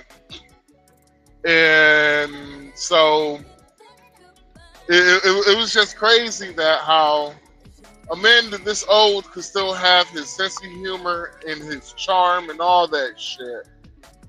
And I'm looking at the elder women, and they're just fucking mean as hell, dude. I didn't work Mean as even in hell. the hospital, bro. I got patients in the hospital, bro. Them elderly women, especially the elderly black women. Oh my God, they some bitches, bro. And especially the ones who have kids and never been married. Those women, I can tell you this. The only relationship that they have is by weak simp men that they raise.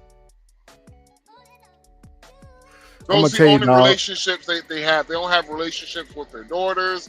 They don't have relationships with their strong sons. And that is just bare minimum.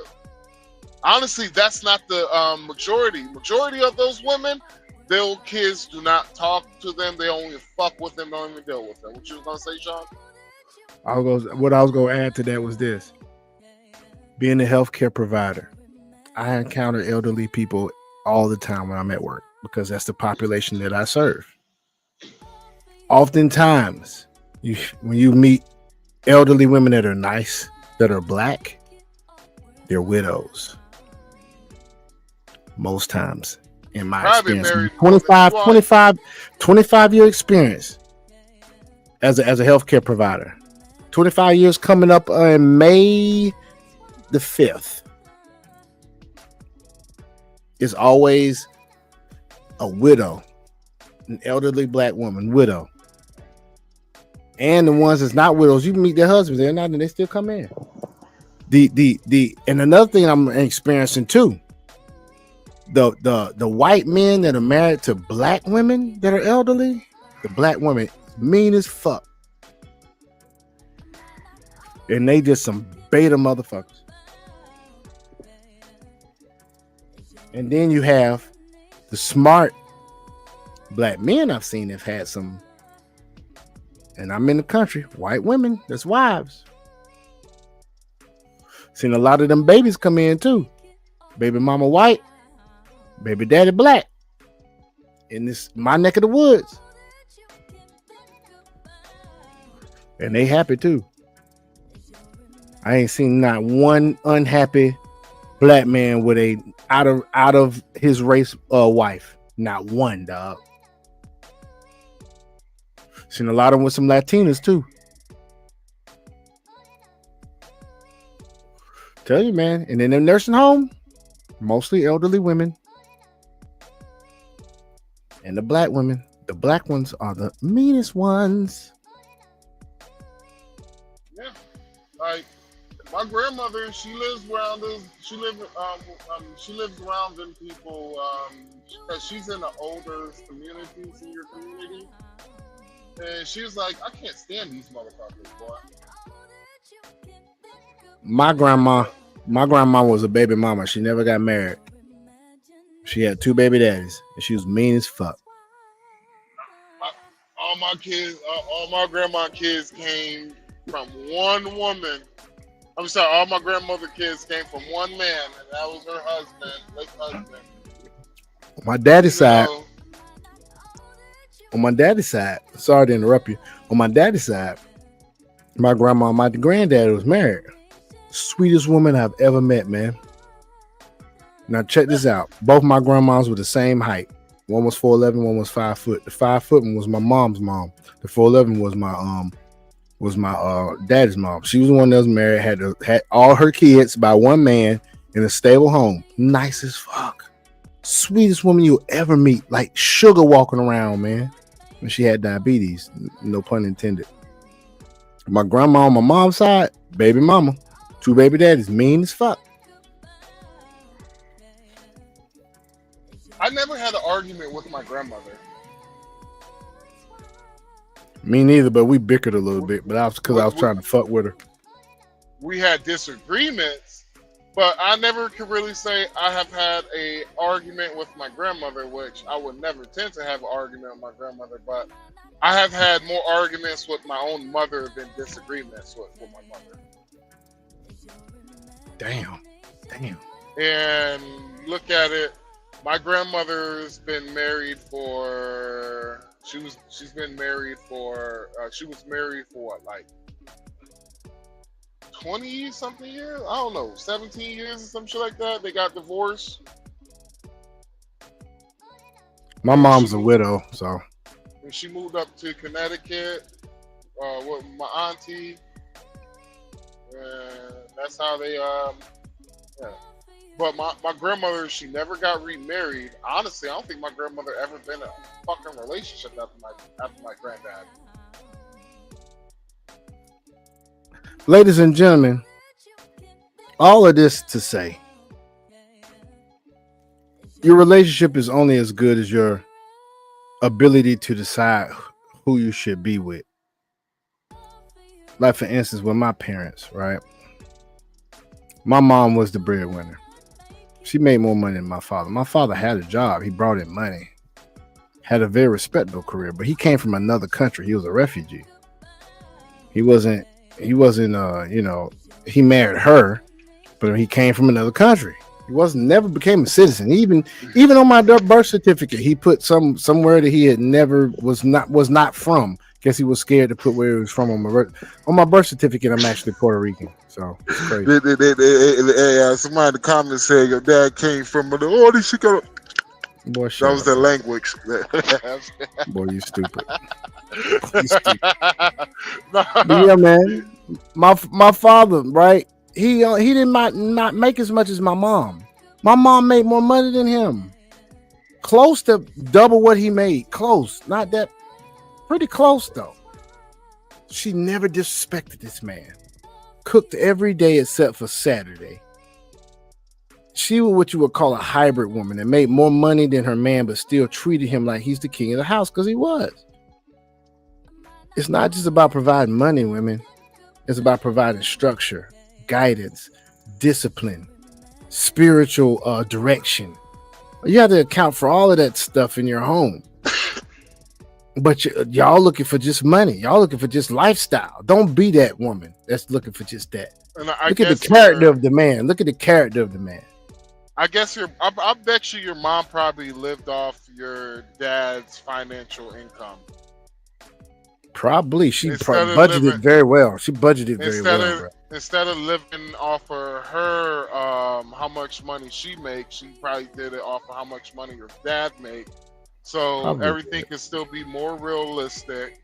Yeah. And like she took care of the bills and stuff. And he did all the stuff he was supposed to do. He always kept the cars running. This man built stuff with his hands. You know what I'm saying? He pretty much remodeled the whole like den of our home. My mom was talking about how he cleared it out. It was a garage. He made it into a den. And it's like you thought a damn construction company did this shit. My dad did this shit with his hands, man. Like, this is why I like working with my hands. You know what I'm saying? Cutting the grass. Everything. He did what he's supposed to do. So, ladies, y'all got to choose the right man. But women nowadays thinking, well, he has to bring we can hire somebody who could do that, yada, yada, yada. And I'm just like, you're really missing the fucking point, though. You really do. Why not be fiscally responsible? And if you can get it done yourself without having to pay somebody, take that money and put it into crypto. It's like my ex. The person who came there to look at her plumbing issue was going to charge her about $2,000. It cost me 30 minutes clearing some pipes out and plunging for 20 minutes. That's crazy, man. that was all I had to do. The reason why it was because there was a pressure. There were like the pressure was kind of like backed up into the bathroom, and so there was like a little bit. There was a clog somewhere between the pipes of the shower and sink 1 and sink number 2 in the master bathroom. I'm following. And so I literally had to plunge the toilet. I had to plunge the toilet. I had to plunge the sink, and I had to plunge the shower. And I had to go downstairs and plunge the toilet at the end so it could suck everything. And when I did that, it was funny, but all the drains empty at the same time whenever I went downstairs and plunged that toilet, because the pressure just got caught up in between the middle of the house to where it wasn't the water wasn't draining properly. And so when I fucking did that, a bunch of black shit came up from the fucking toilet. I was like, what the fuck? Ugh. And flushed that shit down, everything working fucking good. She came back so fucking amazed. Google, oh wow, I can't believe. And she's like, what happened? I was just like, hey, it took me about 8 hours, but I managed to fix it. I managed to fix everything. Well, thank you for that very colorful description. But what I'm getting to at is that, ladies, men tend to know different things. Even though I was guessing, I was just using my logic. I was just using logic.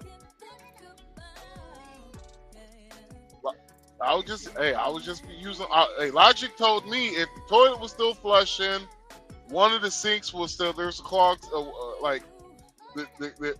when the shit started draining down whenever I flushed the toilet. I'm like, yeah, man, like I just used my logical brain. Her feelings told her to call a plumber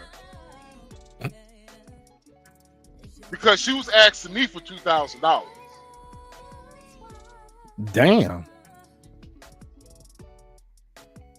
I realized a long time ago when the woman mentioned money issues, that's her way of asking you for fucking money. Yep, sure is. Because women tend to not like to ask for money. That's universal. You're right about that, bro. Well, yeah. But anything left? Nah, man. I think we good, bro. We're going to go ahead and wrap this up, folks. It's been a great show. Thank you, Dragon, for all your crypto advice. Thank you, Max, for all your commentary, man.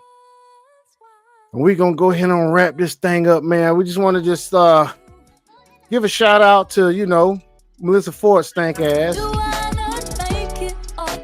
for being an example of a woman that you don't need to be with. Remember, folks, guys, women, stay away from people that have abandonment issues. No, I don't work tomorrow, man. I don't work tomorrow. Looks like we're going live again tomorrow, guys. Yeah, we're going live again tomorrow, guys. So, holla at you, folks. See you later.